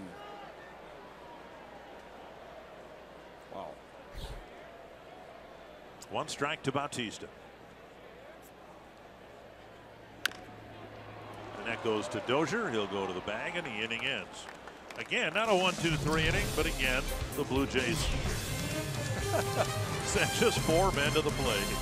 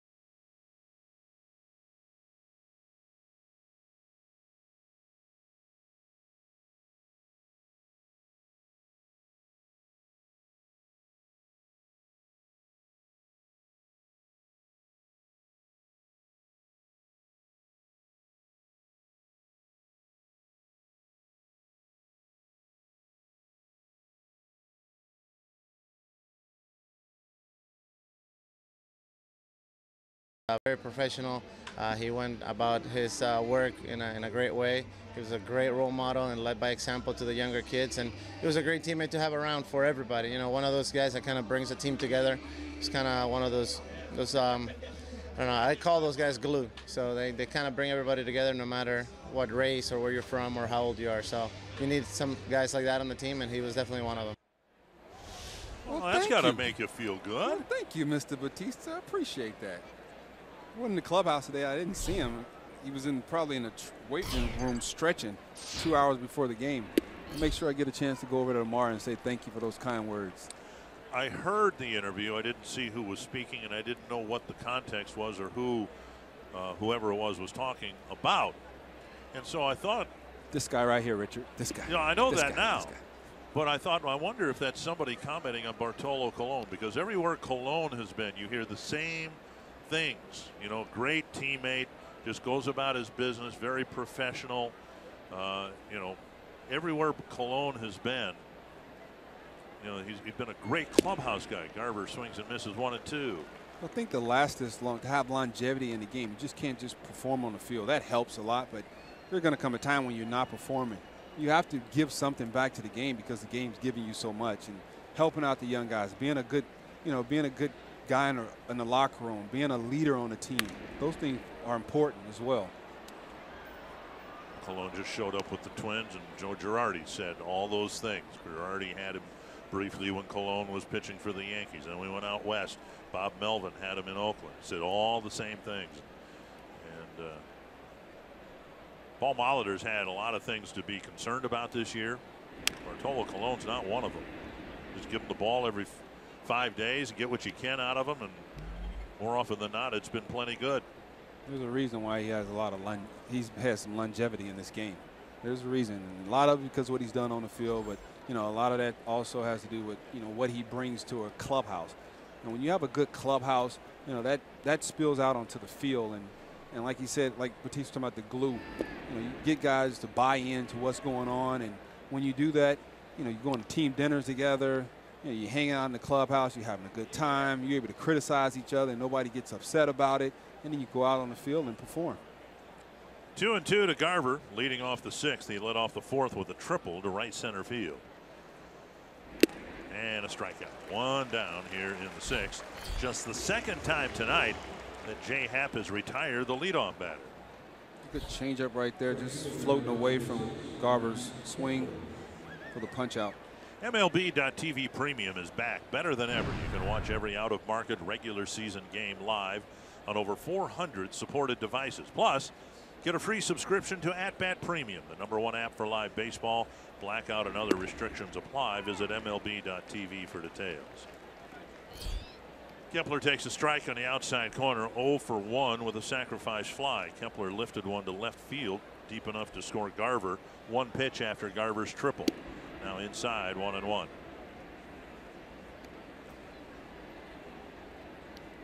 Paul Molitor said the biggest issue Kepler has against lefties, and it's getting better, recognition of the breaking ball. And he says once he gets that, he expects he'll have left-handed, right-handed numbers similar to what Eddie Rosario has. And by the way, you saw Paul there with the hoodie on. He was not going to tip off what his nickname was on the back. He said, I'm going to wear my hoodie. I'm not going to show my uniform. So I don't know whether it says Molitor back there, Molly. Maybe we should send a spy in the clubhouse and find out. What do you think Eddie has on his? Grotto. Every day, I suppose. I don't know. Yeah. Is it? Simple. Okay. Yeah. 2 and 2. And in Kepler's case, a chance to acknowledge his father, which is kind of cool. Hasn't had that opportunity before. Foul back. Got a piece of it. You see on that breaking ball right there, and when Molly talk about, you know, picking up the breaking ball, handling the breaking ball from a left-hand pitcher, lefty on lefty. You know, when he sees the break, the first thing goes is that front hip. And once that front hip goes, you know, he loses all his power. And if he can keep that front hip stay in like he does on a fastball, those numbers will start to match right-hand pitching and left-hand pitches to him. And at bats like this are what Paul's talking about. He's worked the count full here. We don't know how it's going to end, but it's not 3 and out. Right, you're getting to see a lot of pitches. Full count from Happ. Going to try to fastball away. And a fastball got him. And Happ in the 6th opens the inning with a pair of strikeouts. That'll bring up Jimenez. Happ has an opportunity to have a 1-2-3 inning. No, right here, Kepler, Happ, you know, breaking ball, fastball in, fastball away again, and then get some catcher sets up away, fastball up in the zone, swung straight through it. 2 down. And now Jimenez. Check swing, ball 1. Mr. G. Jimenez. And Happ has a chance for a 1-2-3 inning right here.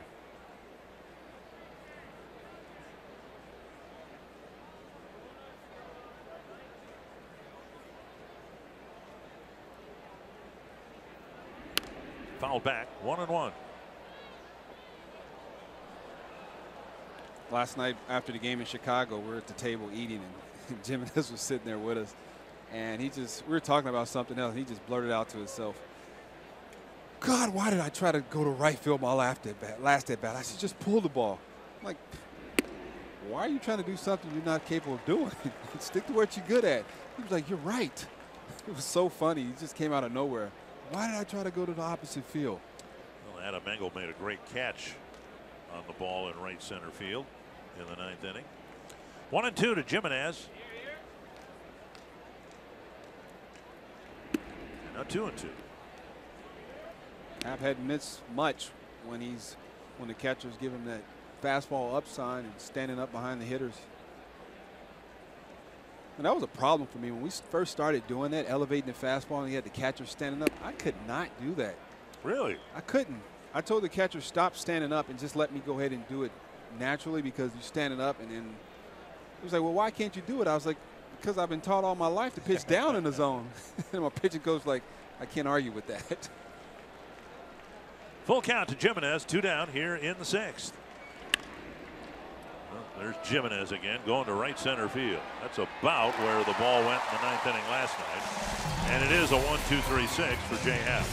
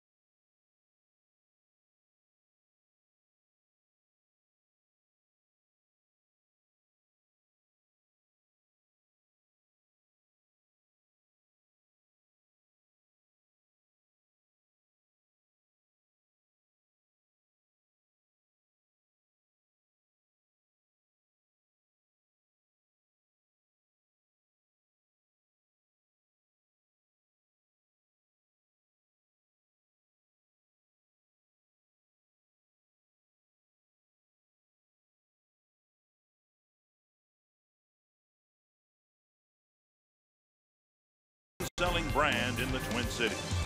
And by State Farm, here to help life go right with the home and auto protection you deserve.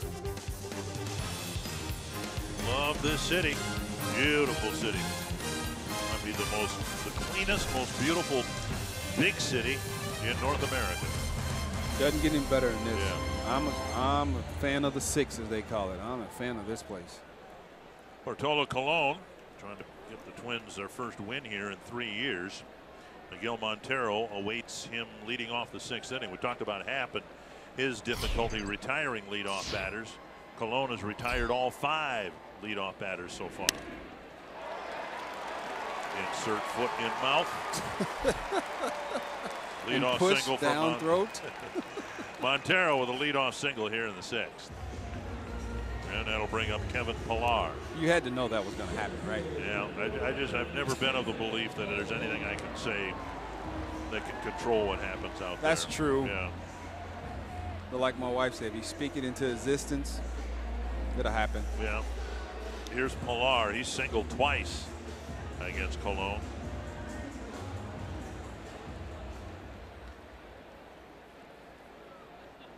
Twins getting 3 runs in the 3rd, a run in the 4th, a run in the 5th. The only Jays run on Smoke's home run in the 3rd. Drilled to center, hit too hard. 2 pitches, 2 at bats completed. And we see teams do this with Colon. trying to ambush him on the first pitch. Montero hit a ball hard for a base hit. Pilar hit one even harder for an out. Like I said, that might be the best pitch you get all at bat.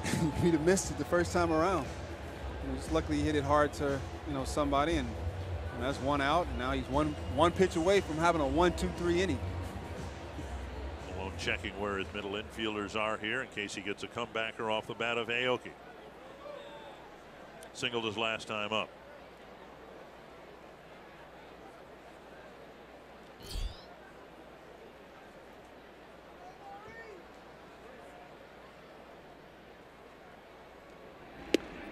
First pitch strike.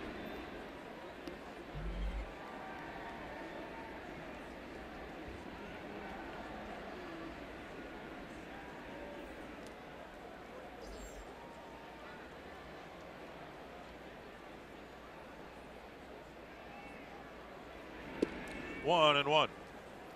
Colon has delivered 17 first pitch strikes in 25 plate appearances. It was one of the 76 pitch right there. One of the only changeups he's thrown all night. I think I've counted 2 changeups.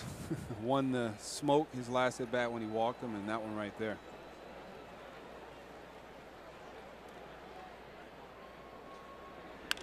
Popped up. Polanco under it. 2 down. Join Fox Sports North and the Minnesota Twins for Pack at the Park, September 19th or 20th at Target Field. And if you can't make it to Pack at the Park, you can still support Feed My Starving Children and provide 56 meals to starving children across the world with the purchase of this Feed My Starving Children tee. Visit fmsc.org and get yours today. The leadoff single, Montero. He's still at first, 2 down, and now Ryan Goins, who has a single and a fly ball to center. Go-go, a slick fielding middle infielder. And he's got a base hit right up the middle. Montero will go to second. But Goins goes after the first pitch. And there'll be 2 aboard for Darwin Barney. Montero singled on the first pitch. Pilar lined out on the first pitch. Aoki took the first pitch. And then Goins got a base hit on the first pitch. It's a fastball right there. Like we said, they know it's coming. It's up to them to find a hole in the infield and get a base hit. Gogo had his mind made up. I'm swinging at the first pitch. Got him a single. Kendrys Morales is going to hit here for Darwin Barney. Morales.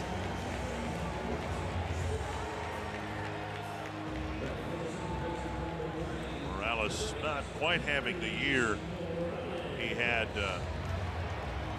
in his couple of years with Kansas City, but still a threat to hit the ball over the fence.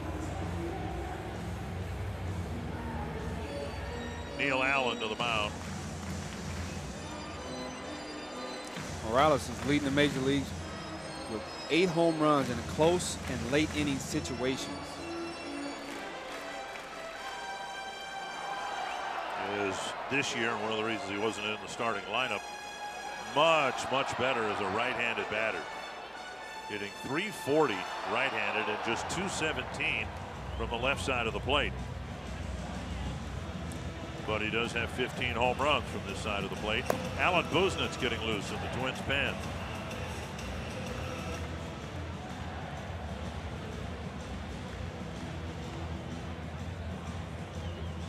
Hits are even at 8 apiece. Momo. Kendrys Morales might be one of the strongest men I've ever played with. He has the handshake of just a crocodile. It's incredible how strong his hands are. And you see that when he hits the ball. You know, his swing isn't too violent or anything like that, but the ball just keeps going. And he is some kind of strong. Colon gets ahead.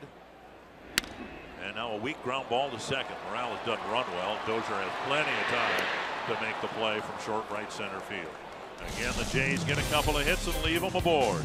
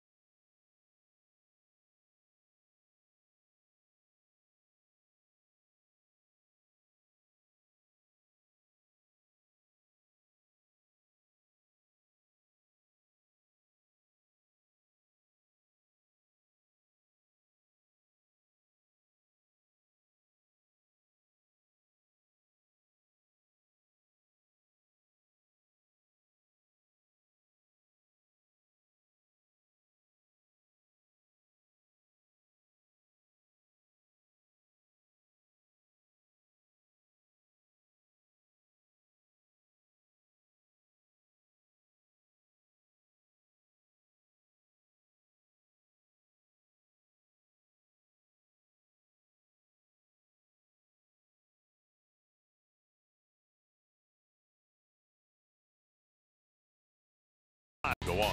Yeah, Buxton right here with a base hit bunt to score. Dozier right there using his speed to create chaos out there. Polanco with 2 extra base hits, driving in a couple RBIs. And Mr. Smoke, one massive swing for the Toronto Blue Jays' only run of the game. And they added on, and the Twins tacked on 2 sac flies to make the score 5-1. Working on the gum in the dugout, maybe a fresh piece. The Twins will try to add on here in the 7th inning. Rob Refsnyder will take over at second base for the Blue Jays. And Jay Happ is done after 6 innings, giving up 5 earned runs. Dominic Leone coming in. Blue Jays have 4 right-handed relievers and 4 lefties, and Leone is the first one out of the chute. 51 games this year, 3-0 with a 2.6 ERA. Doesn't walk many guys. 64 punch-outs, 21 strikes, 21 base on balls. Dozier, Mauer, and Buxton to hit here in the Twins' 7th. Dozier takes a strike on the outside corner. Good hard slider right there, 88 miles an hour.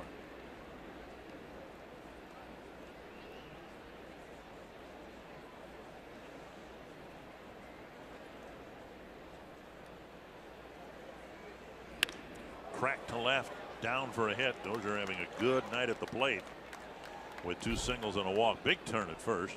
And now the ball gets free. Dozier waits for Smoke to make sure he corrals the ball. Talk about that turf. That ball almost bounced over. Pierce in left field. Pierce, you're right. Yeah. And it doesn't happen all the time, but you know, just Dozier got a fastball up in the zone. He was able to buggy whip for a long single to left field. You know, he's reading the throw coming in. He gets past the second base, shortstop, and Justin Smoke makes a great dive to save the guy from going to second base. Well, Refsnyder didn't try to block that ball at all. Just kind of waved at it. Here's Mauer taking a strike. Mauer with a couple of hits. And the average up to 290. Talking earlier in the cast about he hadn't got hot, or he's gotten to the point where he got his average over 300. When he keeps swinging the bat like he swung it today, it won't be long. Probably before we leave Toronto. Missing inside 1-1. Wow, that's a good fastball in right there.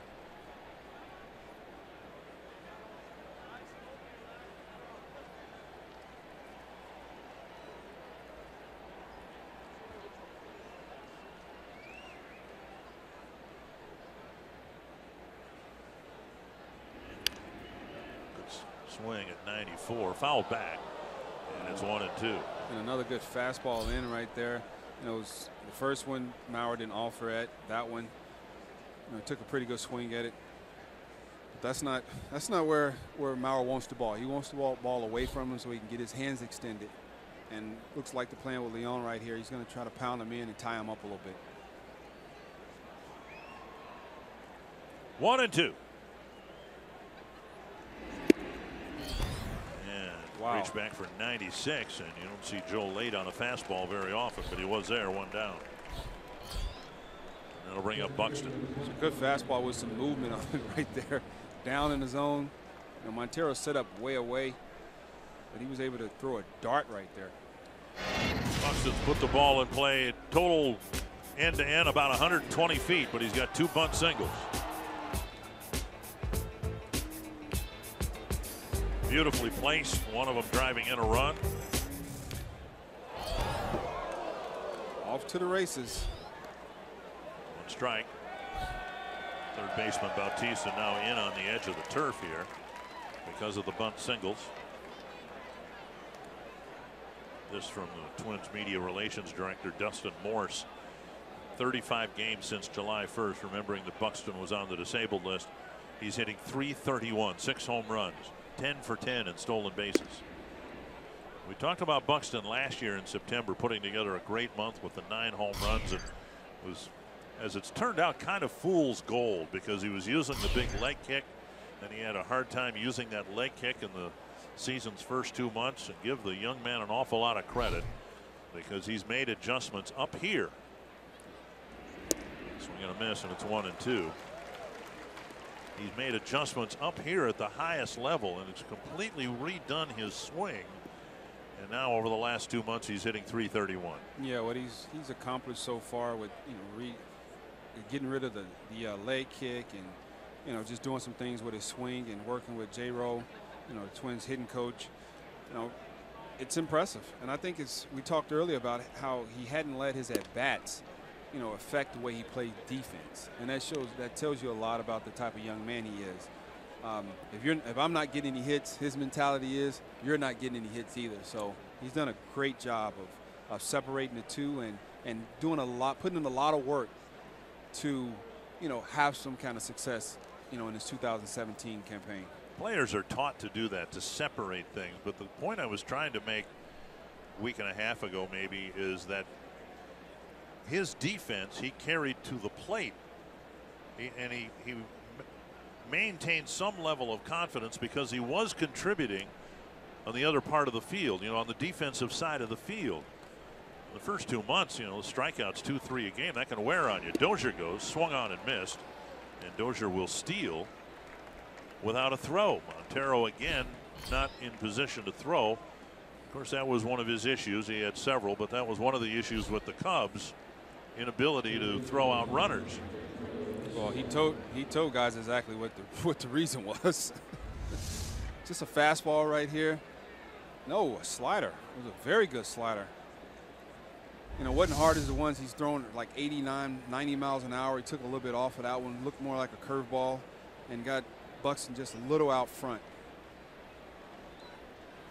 But Buck has something that doesn't slump. Right. His speed. Right. Speed doesn't slump. Just like height in basketball. No, it doesn't slump. I mean, can't teach that. He has it. And this is where, I think his teammates helped out a lot. Brian Dozier very vocal. Other players were as well. Buck would have a particularly tough day at the plate with the strikeouts continuing to mount. And teammates would say, we would not have won this game without Byron in center field. That's how important his defense was to the team's early success. And that, I think, allowed him to feel good about his role on the team, even though he was having a hard time putting the ball in play. He was contributing in a way, not at the plate, but defensively. And defense wins ball games. So we saw that stat earlier where he saved, 23 runs? Yeah. I mean, he's like 10 or 12 higher than anybody else. I mean, you can't. I mean, that's invaluable. 2-1 now to Escobar. Big runner out there at second base. See if Escobar can pick him up. Drove in a run with a fly ball his last time up. Twins 3 for 9 with runners in scoring position.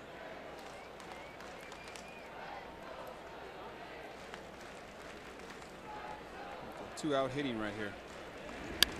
Slap foul, 2-2. Excuse me, 1-2. El de la Pica.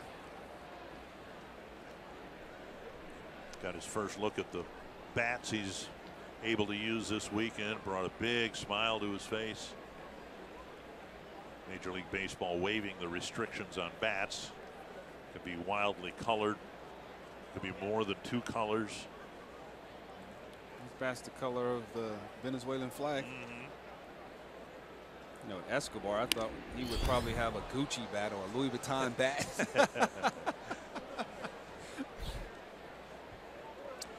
Players will keep the bats, I'm told. That they won't be able to use them beyond this weekend, but they like them to keep them.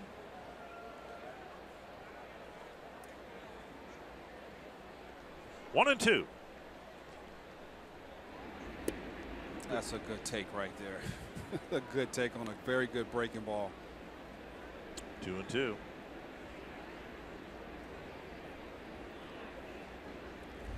One, two, breaking ball, down and in to the lefty, Escobar, and usually lefty swing over the top of that.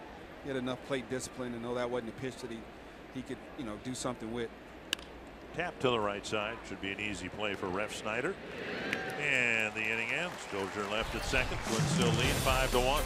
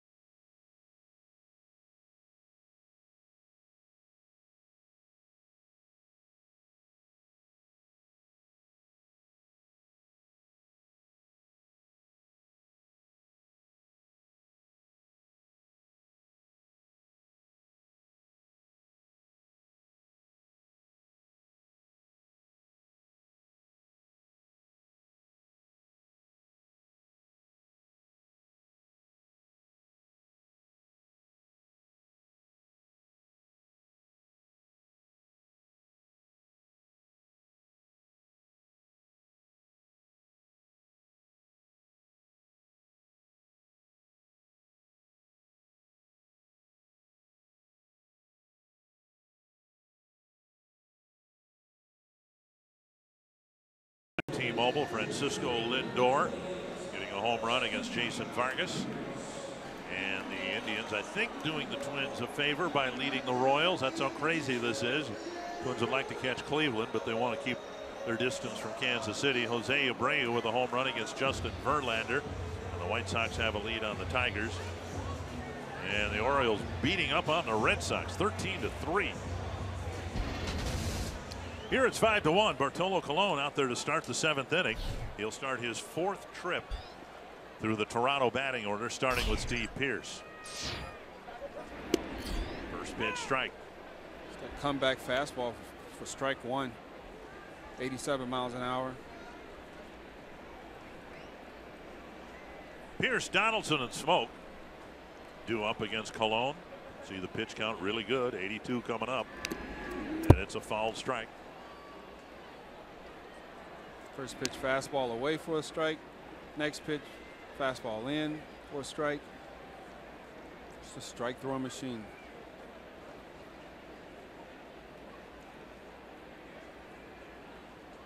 Go back in with fastball.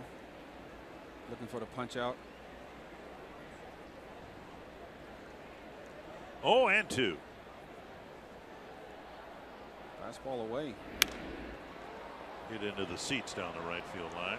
And he reached back in the tank for a little extra on that at 93 miles an hour.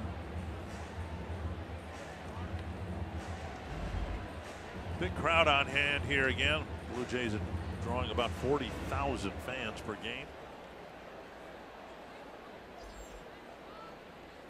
40K a night. It's not too shabby, eh? Well, that's what happens when you get into the playoffs. Back-to-back years like the Blue Jays have. Chasing a pitch up and getting a piece to stay alive. Yeah, Colon's trying to get that ball down right there. You know, get up in the zone. In that belt area is where guys can still handle that pitch. You got to get a little higher or stay down.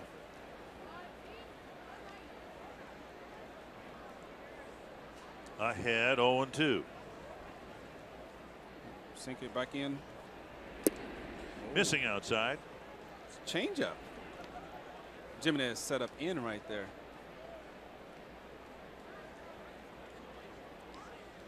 No activity in the Twins pen. Twins are counting on Colon to complete 7 here.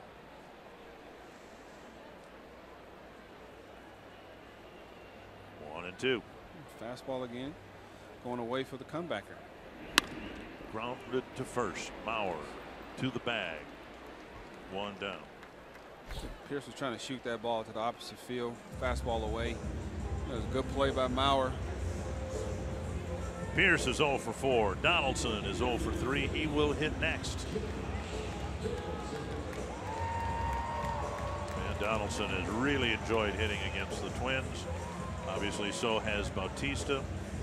When you've outdone Ted Williams in a hitting category, you're doing pretty well. So maybe it shouldn't surprise anyone that. And Babe Ruth. and Babe Ruth.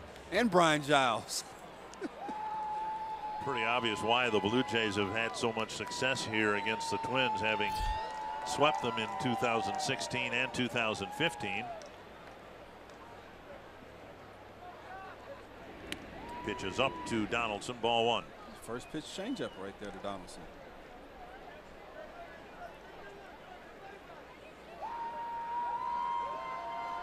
Infield playing in a pull shift for Donaldson.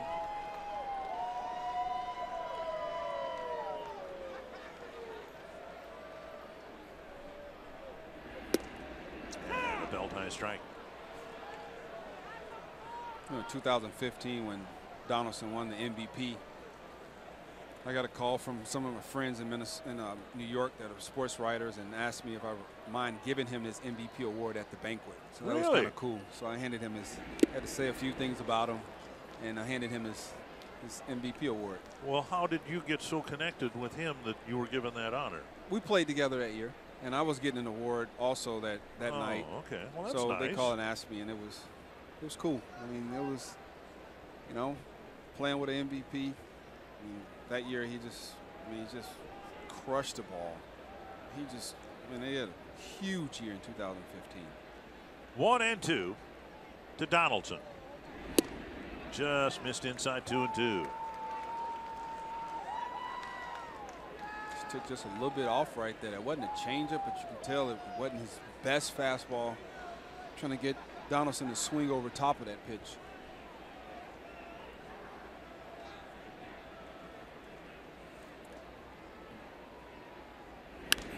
Big pop-up.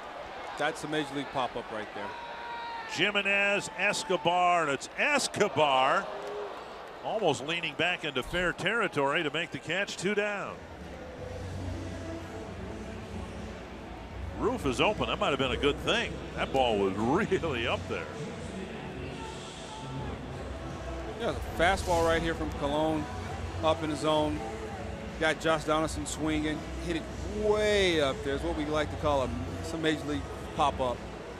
And Escobar was able to stay with it and, you know, corral the high pop out. It's even higher than the one that Mauer tracked backpedaling into short right field a few innings ago. Justin Smoke, the batter, with 2 down. Colon looking for his first 1-2-3 inning. Outside, ball 1. Smoke came up in the 5th inning in the same position and ended up working a walk from Bartolo. He went at him in last time. Let's see if he's going to eventually, some point in time in this at bat, you know, try to finish him off at in. Well, the pattern's been developing here tonight. 4 times Pierce has led off an inning. He's been retired all 4 times. Then it's been Donaldson. He's been retired 4 times. And Smoke has come up with 2 outs and the base is empty now 4 times. And he's spoiled Colon's bid for a 1-2-3 inning the 3 prior times. Inside 2-1. Paid attendance tonight, 37,525. Friday night baseball in the 416.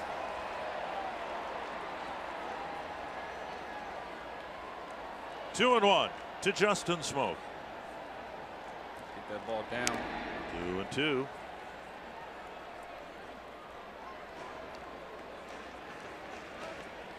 That pitch right there was, you know, looked like one of the same pitches that he's driven out into the left center field gap. But that ball had just a little bit more sink on it, and Smokes was just able to just get a piece of it to stay alive.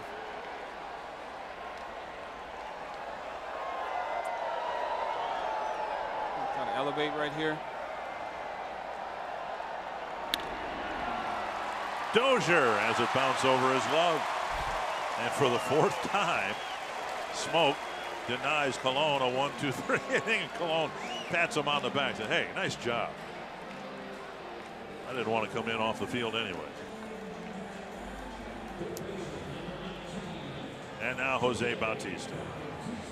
And the pattern the Twins hope will continue because Bautista's made 3 third outs tonight. Fox Tracks presented by Carrier, a pitch up and away.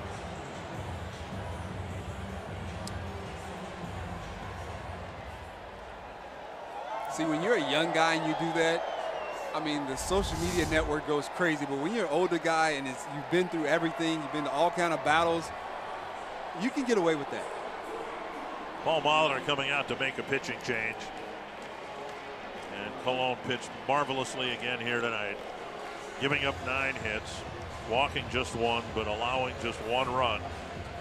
And Colon, after a couple of disappointing games in Chicago, has put the Twins in great position to win the opener here in Toronto.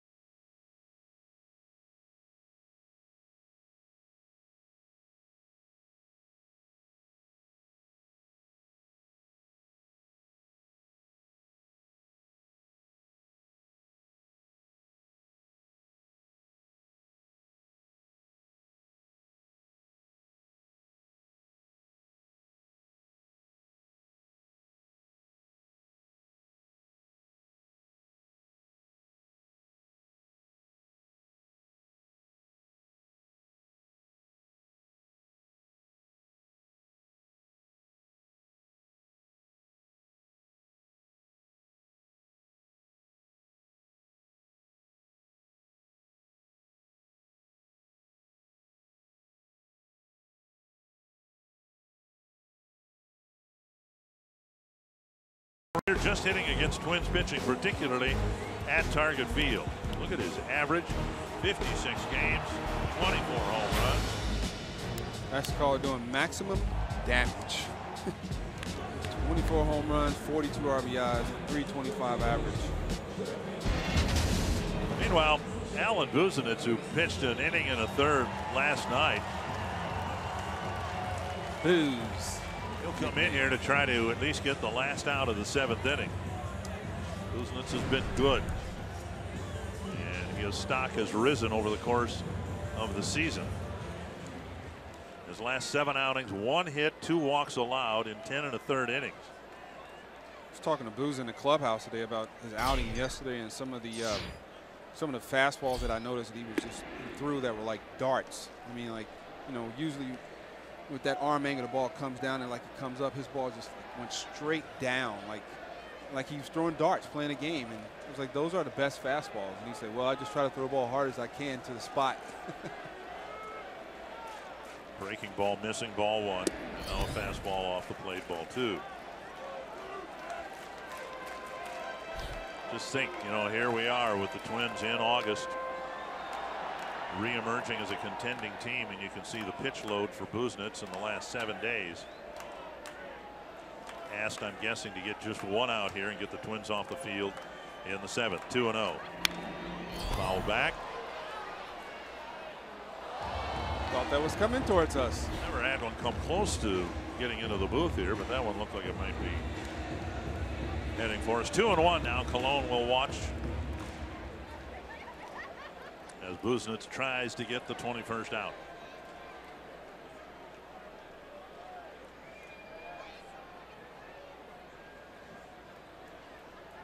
Make pitches right here. Off the plate, 3-1 with Miguel Montero on deck.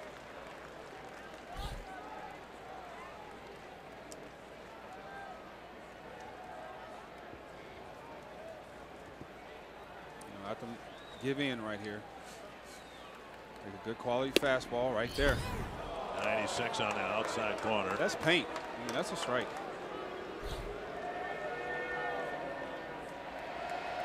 That's a good 96 miles an hour fastball right there. It came back just at the very end. You know, maybe it wasn't a strike on the pitch X, but the umpire called it a strike, and that's all that matters. 21 innings and just 5 walks for Busenitz. Trying to come back from 3-1 and get Jose Bautista.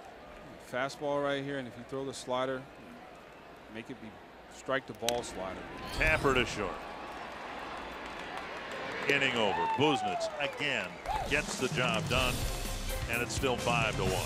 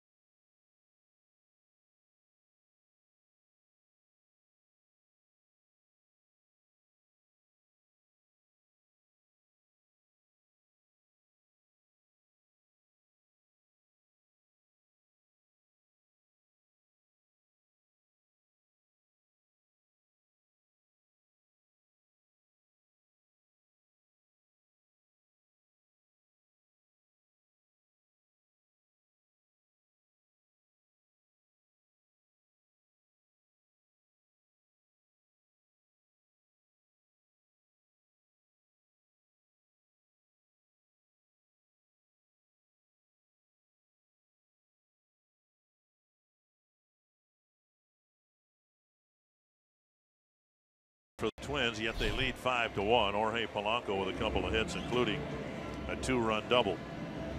Aaron Loop, or if you prefer Loopy, will pitch next for the Jays. Loopy.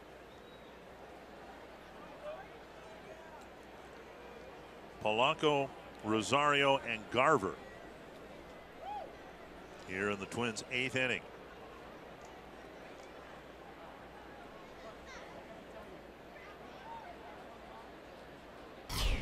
And Loop, good fastball. Sliders is out pitch. There's a beautiful bunt. And this is the 3rd bunt single for the Twins here tonight. And they've been perfectly placed. I don't know that I'd say this Twins team has been a good bunting team, but the 3 bunt singles here tonight have all gone about 40 feet, angled perfectly. Yep, took a look, peeked down at Batista, saw how far he was playing back, and just dead net ball and put it in a good spot that was going to be a tough play for Loopy, and he opted not to throw the ball. This probably was a great decision. 2 of the bunts in front of Bautista. Now Rosario squares and takes a strike. The other bunt was between the mound and first base by Buxton. The other 2 bunt singles were by Buxton. Speed kills. Well, Bautista's earned most of his money in recent years in the outfield. Asked to play third base tonight. Maybe the Twins trying to take advantage. Swing and a miss. And it's 0-2. Tough at bat for a lefty with Loopy coming. He's stepping into the, looks like he's stepping into the first base dugout and coming from way behind the left-hand hitters. Tough not to get that hip leaking just so you can, clear out on a fastball in or so. Drilled. Oh, what a catch by Refsnyder. Rosario knocked the stuffing out of the ball, and Refsnyder timed his leap perfectly. 1 down. Can't hit any harder than that. Fastball from Loopy. You see Rosario's first step with that right foot was in the bucket a little bit, tried to clear those hips. A line drive of second baseman. Game of inches. And now Garver tripled to the gap in right center field. And that triple sandwiched by a pair of strikeouts, both of them swinging.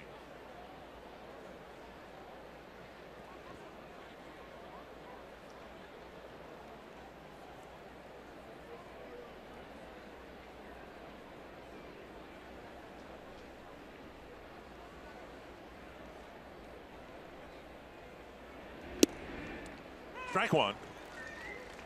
And we'll wait and see, but there's a decent chance that Garver will be the catcher tomorrow afternoon. And it is an afternoon game tomorrow and an afternoon game on Sunday.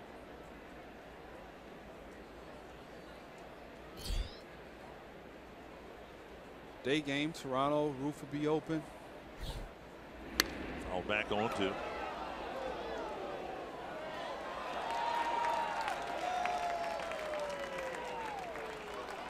Rogers getting loose in the Twins bullpen.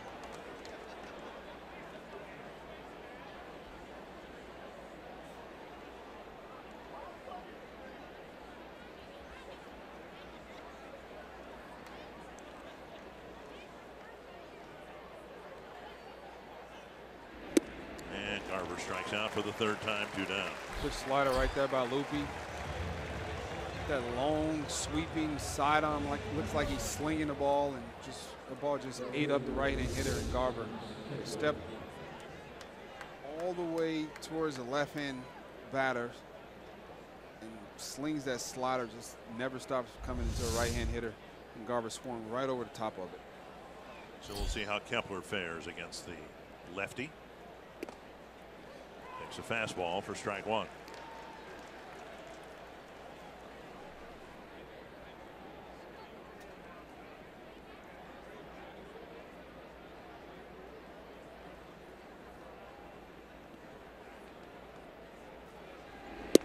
Off the plate with a breaking ball, 1-1. That time right there, Kepler kept his hip in just a little bit better, but that first pitch, open up just slightly. That gives him only a chance to hit one pitch, and that's something close to him. 2-1.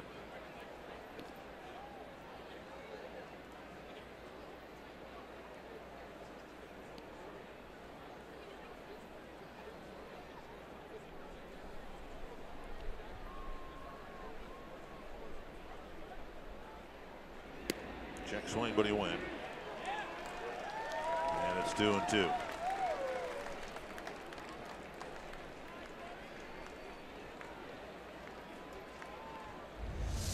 We talk about him struggling against left-hand pitching. You just see that hip just open up slightly, and it takes away his power, especially if the fastball away from him. And that time, the catcher set up away, and it ran up in on him, and he couldn't stop his swing. Fastball misses, full count, and with 2 down, the runner at first. Polanco will take off for second. So back-to-back at bats, Kepler's drawing the count out to 3-2, seeing a lot of pitches from the 2 lefties and Happ and Loopy. Bounced up the line. Nice pickup by Smoke. Kepler made a bid for an extra base hit with the runner going. That might have scored a run, but Smoke makes a nice play, and the Twins are done.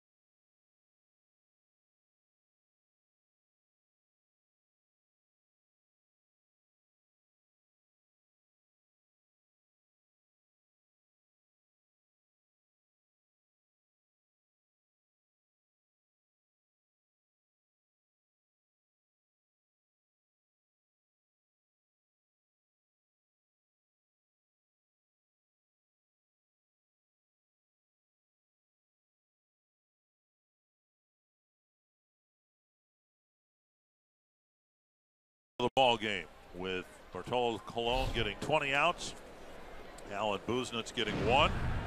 Now Taylor Rogers, one would think, would be asked to get 3. Facing Miguel Montero to start the 8th inning. Strike on the outside corner. Taylor Rogers pitched the other day in Chicago. 1 inning, 2 hits, 1 run, 1 earned run, base on ball, and a strikeout. Hadn't pitched in a few days before then. Probably was just a tad bit rusty. Missing with the fastball, and it's 1-1.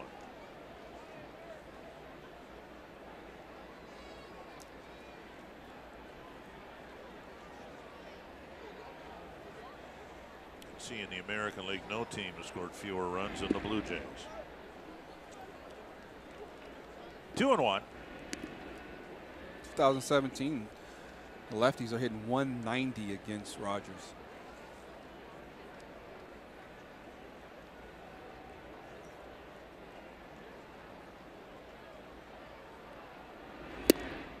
Three and 1 with Pilar on deck.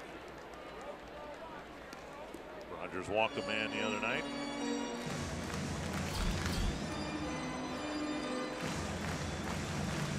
Pitching with a 4-run lead, wanting to throw strikes.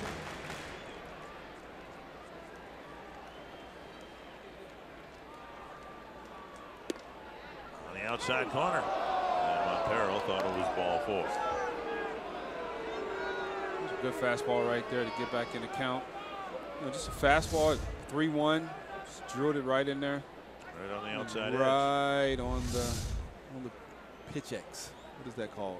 Fox tracks. Fox track. That one just missed, and Montero will get his walk. Leadoff man is on here in the 8th.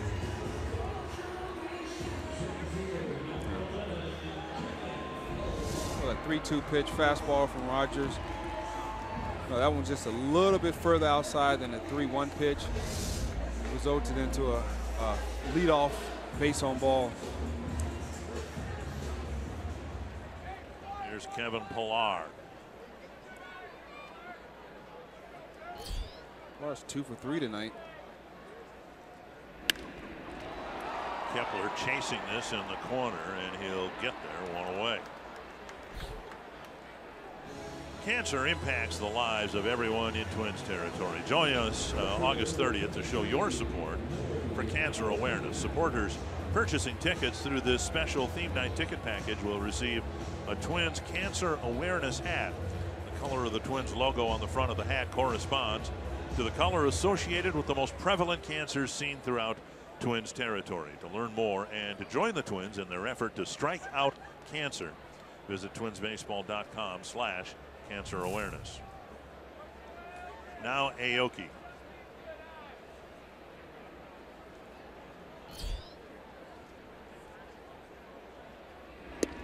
Strike 1. Aoki's 1 for 4 tonight. A base hit back in the 4th inning off Cologne.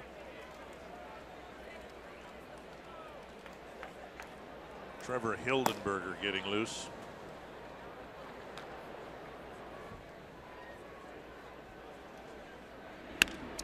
How many? They'll get the lead runner, and that's it. Aoki reaches on a fielder's choice, 2 down. This copyrighted telecast is presented by authority of the Minnesota Twins and may not be reproduced or retransmitted in any form, and the accounts and description of this game may not be disseminated without the express written consent of Minnesota Twins, LLC.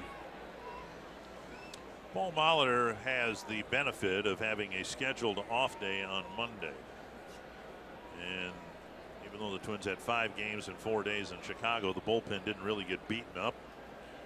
So pretty much all hands on deck, I would think, through this weekend series. That's a good thing going into, you know, in a pennant race, keeping your bullpen as fresh as possible. Strike on the outside corner.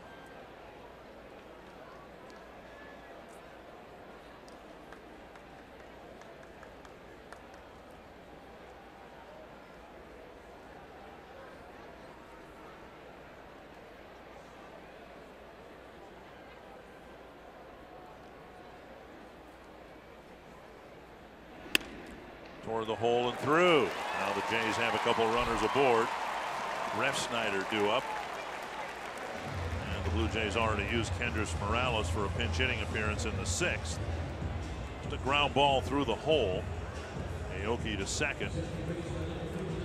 And we'll see if Paul Molitor makes a move, and he will bring Hildenberger in to face the right-handed batter.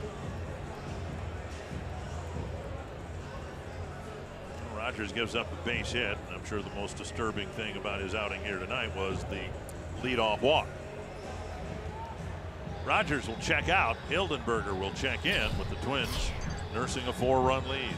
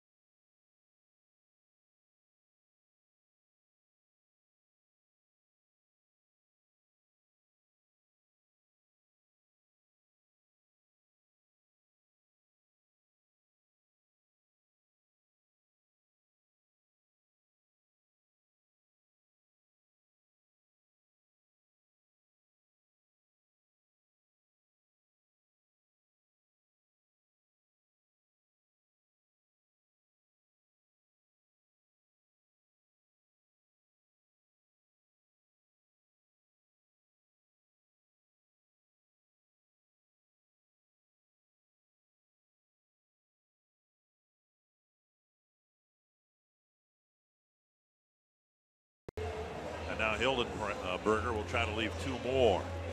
Be Toronto's first look at Hildenberger, of course.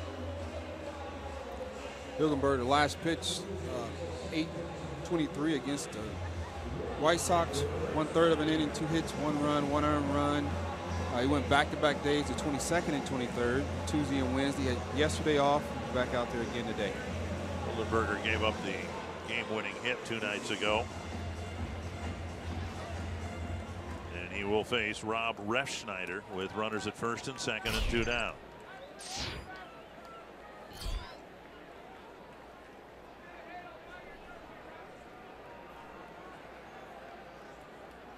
Those good numbers against the Twins when Refsnyder was with the Yankees. Buxton tracking it and leaping and making a great catch in right center field. Byron Buxton ends the inning with a superb catch. Look at him with the big old smile on his face, like, yeah. Unbelievable catch by Buxton to end the threat. Wow.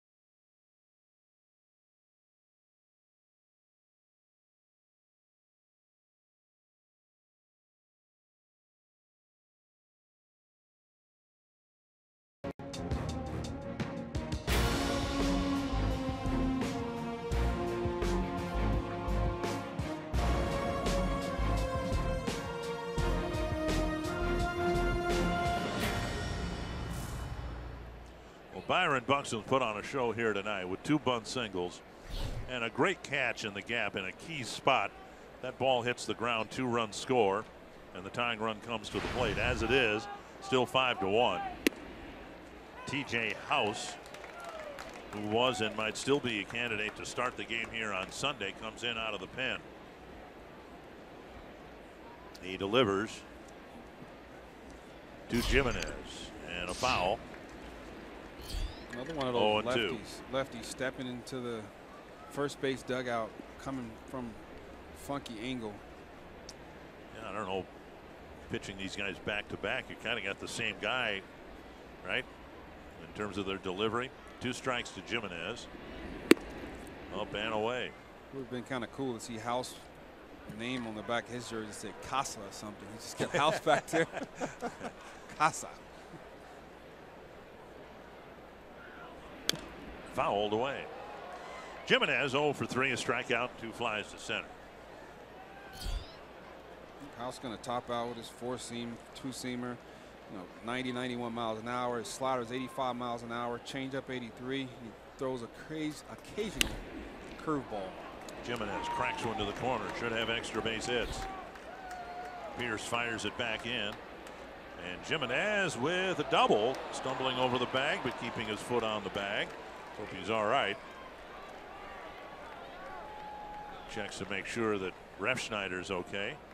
And it's a leadoff double for Chris Jimenez. Well, Jimenez better be all right. We got both our catchers playing. Fastball down. Was able to pull that ball down into the left field corner. Get himself not a stand-up double. Looked that way when he hit it. Ended up being pretty close at second base.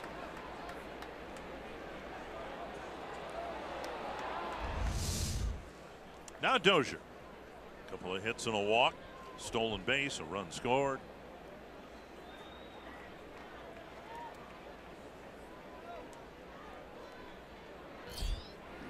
Chance pitches up, ball one. Got a chance to add on an insurance run right here.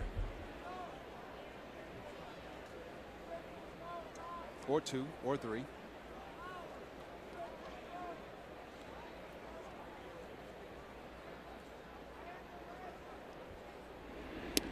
On the outside corner. Blue Jays, as of 4:30, 5 o'clock this afternoon, still hadn't notified Paul Molitor who they are going to start on Sunday. One of the candidates was Nick Tepish, who was with the Twins earlier this year. But the Blue Jays sent him down right before game time. A little pop-up. And Smoke wants it, has it, one away. And it'll bring up Mauer. Target Field, of course, a great place to spend time with the people who are important to you. Groups of 25 or more are eligible for discounts on tickets, and per-ticket fees are eliminated. Arrange your group of 25 plus today by visiting twinsbaseball.com/groups or call 800-33-TWINS. Ask about a Twins Target Field group outing.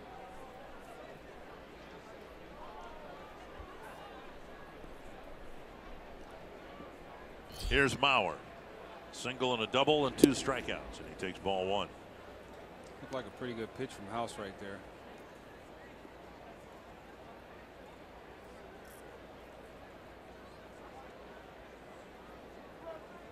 I was hitting over 300, 316 with runners in scoring position this year. Inside 2-0.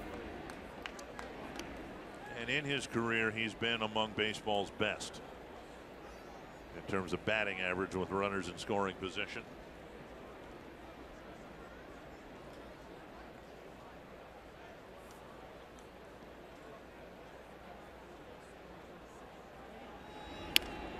Fouled away, 2-1. Hanging breaking ball right there. I was able to. Matt Belisle getting loose. Not a save situation, but Belisle looks like he'll get the ninth.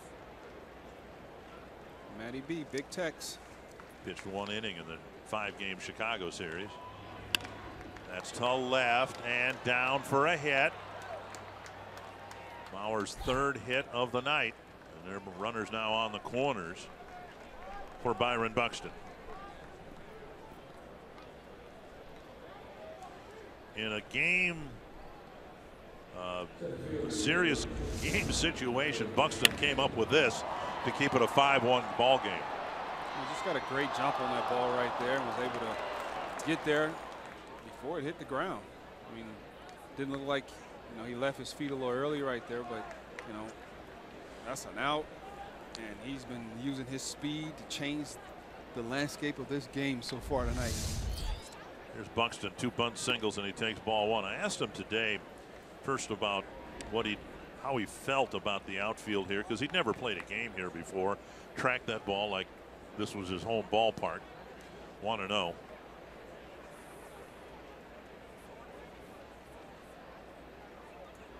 Checked his swing and took a strike. And I asked him, and I like asking center fielders this, when you break on a ball, is it all vision, or do you hear, off the sound of the bat, how well you think a ball is hit? Swing and a miss, 1-2. He said for him it's all vision, and he gave a couple of examples of balls hit in the Chicago series at that ballpark that, had he relied on his hearing, would have fooled him. He didn't think Abreu's home run was going to go out at all, and it ended up going 10 rows back. 1-2. 2-2. And it's amazing to me how, because the acoustics here are different with the retractable roof, and you've got kind of a open egg situation here with the ceiling. 3-2. And he said for him, he always relies on his vision on what angle to take on a ball. Yeah, you have to depend on your eyes a lot in this game, and he's watching a hitter swing. Sometimes you see a guy take a big swing and they pop it up, but if you're looking at the swing, the first thing you do is if it's a big swing, you take a step back, and that's why a lot of times the ball drops in front of them when you see big power hitters take big swings and get hits that fall in front of the outfielders. John Curtis might get a chance if the Twins add to their lead. Buxton with a liner left, and they've added to their lead. A 3-2 pitch, line to left field, and it is 6-1. There's a changeup right there that Buck recognized early and was able to keep his hands back and shoot that ball into left field. It's a great piece of hitting. 3-2 from House right here. Changeup, fading down and away. He used his plate coverage with those long arms. Was able to get a good swing on that ball and shoot it out into left field for an RBI single.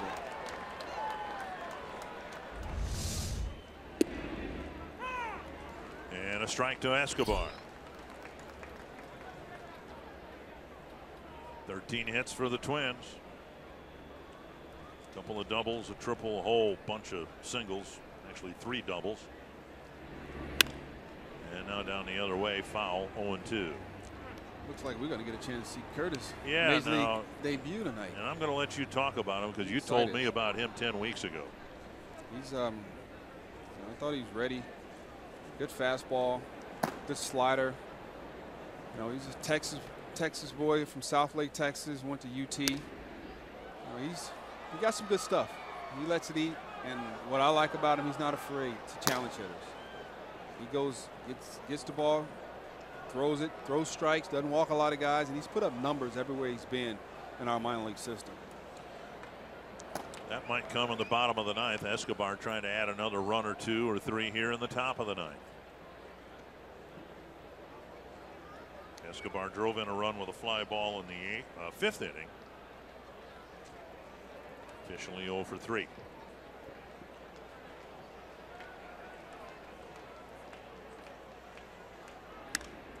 That's to right center field. It'll be chased by Aoki. He gets there. And Escobar retired for the first out. Second out, excuse me. And that'll bring up Polanco.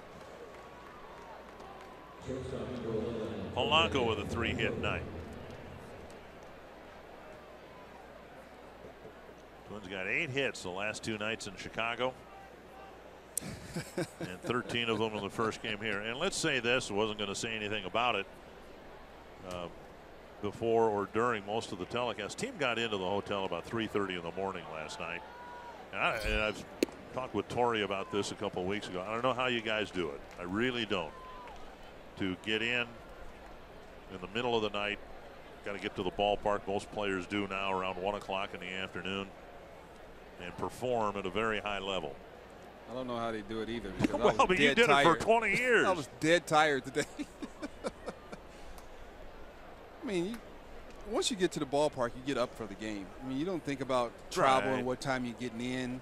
If you get in late, try to sleep just a little longer than you normally would, and try to make up for that time that you wasn't in the bed. It's part of it. I mean, you don't really think about it. Now, when you're going from East Coast to West Coast or vice versa, with the time change, that plays a huge part in it. But we just, the team we came from Chicago last night, it was an hour and 1 minute flight. Right. With the time, but then the time goes up. And I think we got to the hotel around about 2:45. And I know I didn't get to bed about 4. But, it's part of the game, and, guys got to bed, I'm sure, about 3:30, 4 o'clock, and I'm sure they didn't get out of the bed until about 11. So they got about 7 hours of sleep. Foul back, still 2-2. I need to check the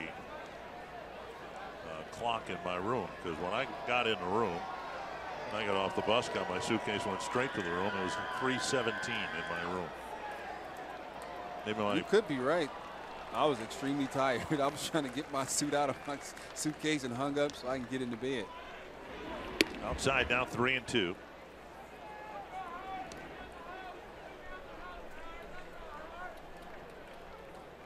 Runners will go with 2 down. Bowers at second, Buxton's at first. I think the good tell will be tomorrow. You know, you get in today, first day in Toronto, you're excited. Then you have to come around and do it again tomorrow at an earlier time. Tomorrow will be a good tell if any fatigue is showing up because of the late night for them. Now they're loaded up for Eddie Rosario. Pete Walker will come to the mound one more time. Yeah, that last pitch wasn't even close. A 3-2 fastball from House to Polanco and just went straight to the backstop.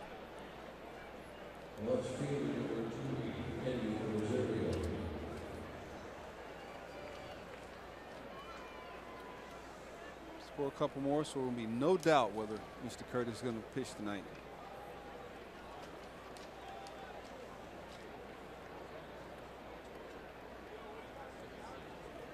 Rosario hit a blistering line drive his last time, and Refsnyder picked it off at the top of his leap. Up now with 2 down and the bases loaded.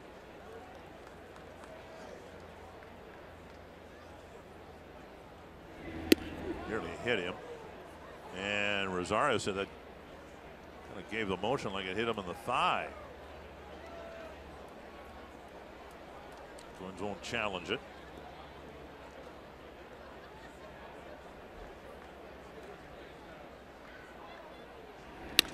Ground ball hit to second.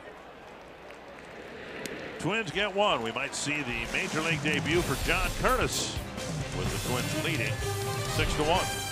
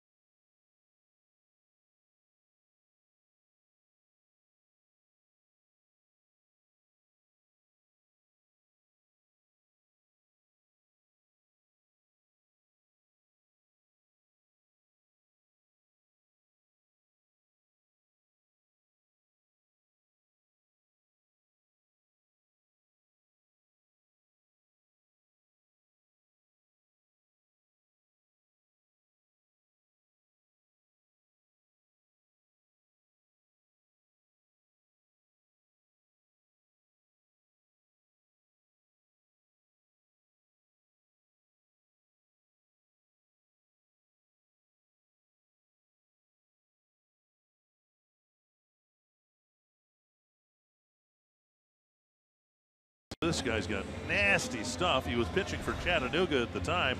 So fill in some blanks and John Curtis. Just some blanks. 39 games so far this year in the minor league. 49.13 innings, a 1.28 ERA, 68 punch outs in 49 innings, 22 base on balls.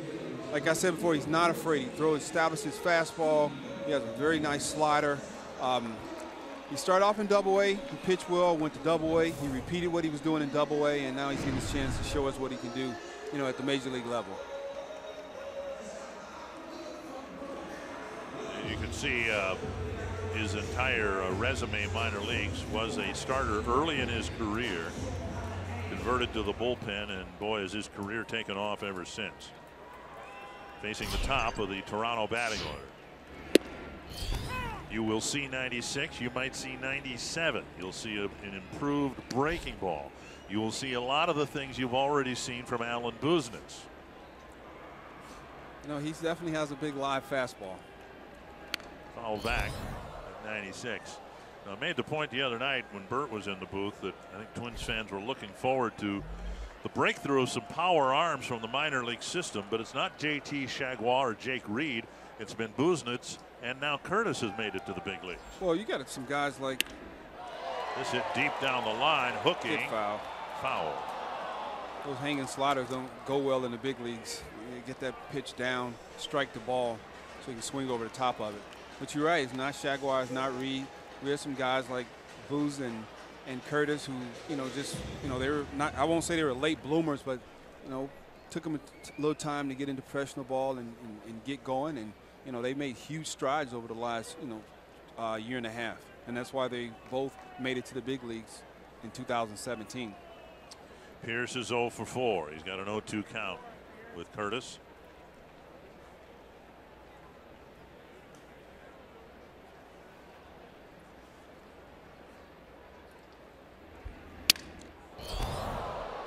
That ended up in fair territory, the ball in foul territory. Yep, well, he's going to get his best. See if I can do this in the time I've got. Here are all the pitchers the Twins have used this year. I'm going to do it in as few breaths as I can. You ready? All right, I'm ready.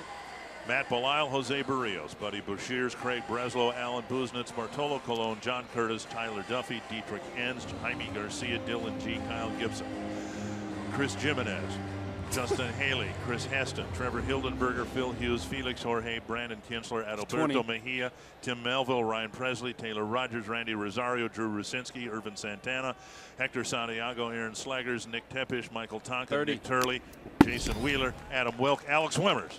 34. 3 breaths it took to get all those names out. That's a lot of pitchers. And we might see some others in September. Well, another 2-strike pitch to Pierce. There, he got him. Good slider right there with some bite at the end. Strike the ball like I was talking about earlier. That's a pitch that's definitely improved over the last year for him, and part of the reason why he's in the big leagues. 2 strikes. You want that slider to be strike the ball. Seeing where it started at and where it finished at. Like a 2-foot break. And couldn't hold up his swing. 1 down, and now Josh Donaldson.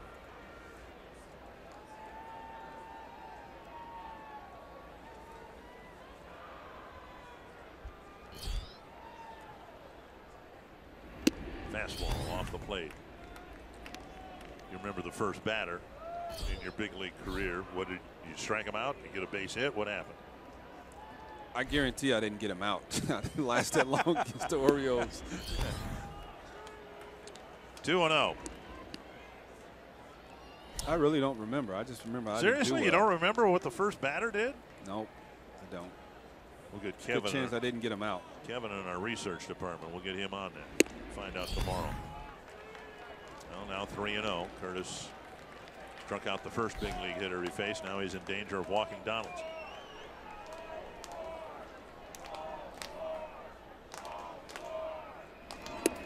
And back in the zone. Oh boy.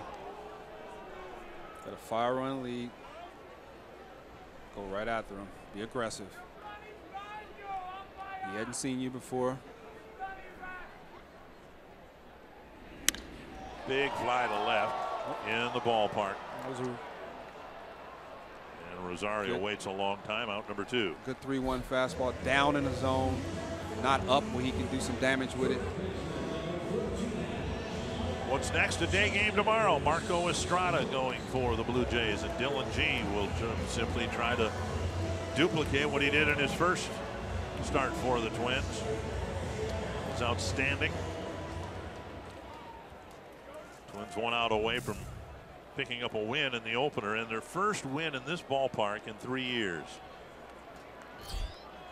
I know somebody that's extremely happy about that. The manager? Our manager. Yeah.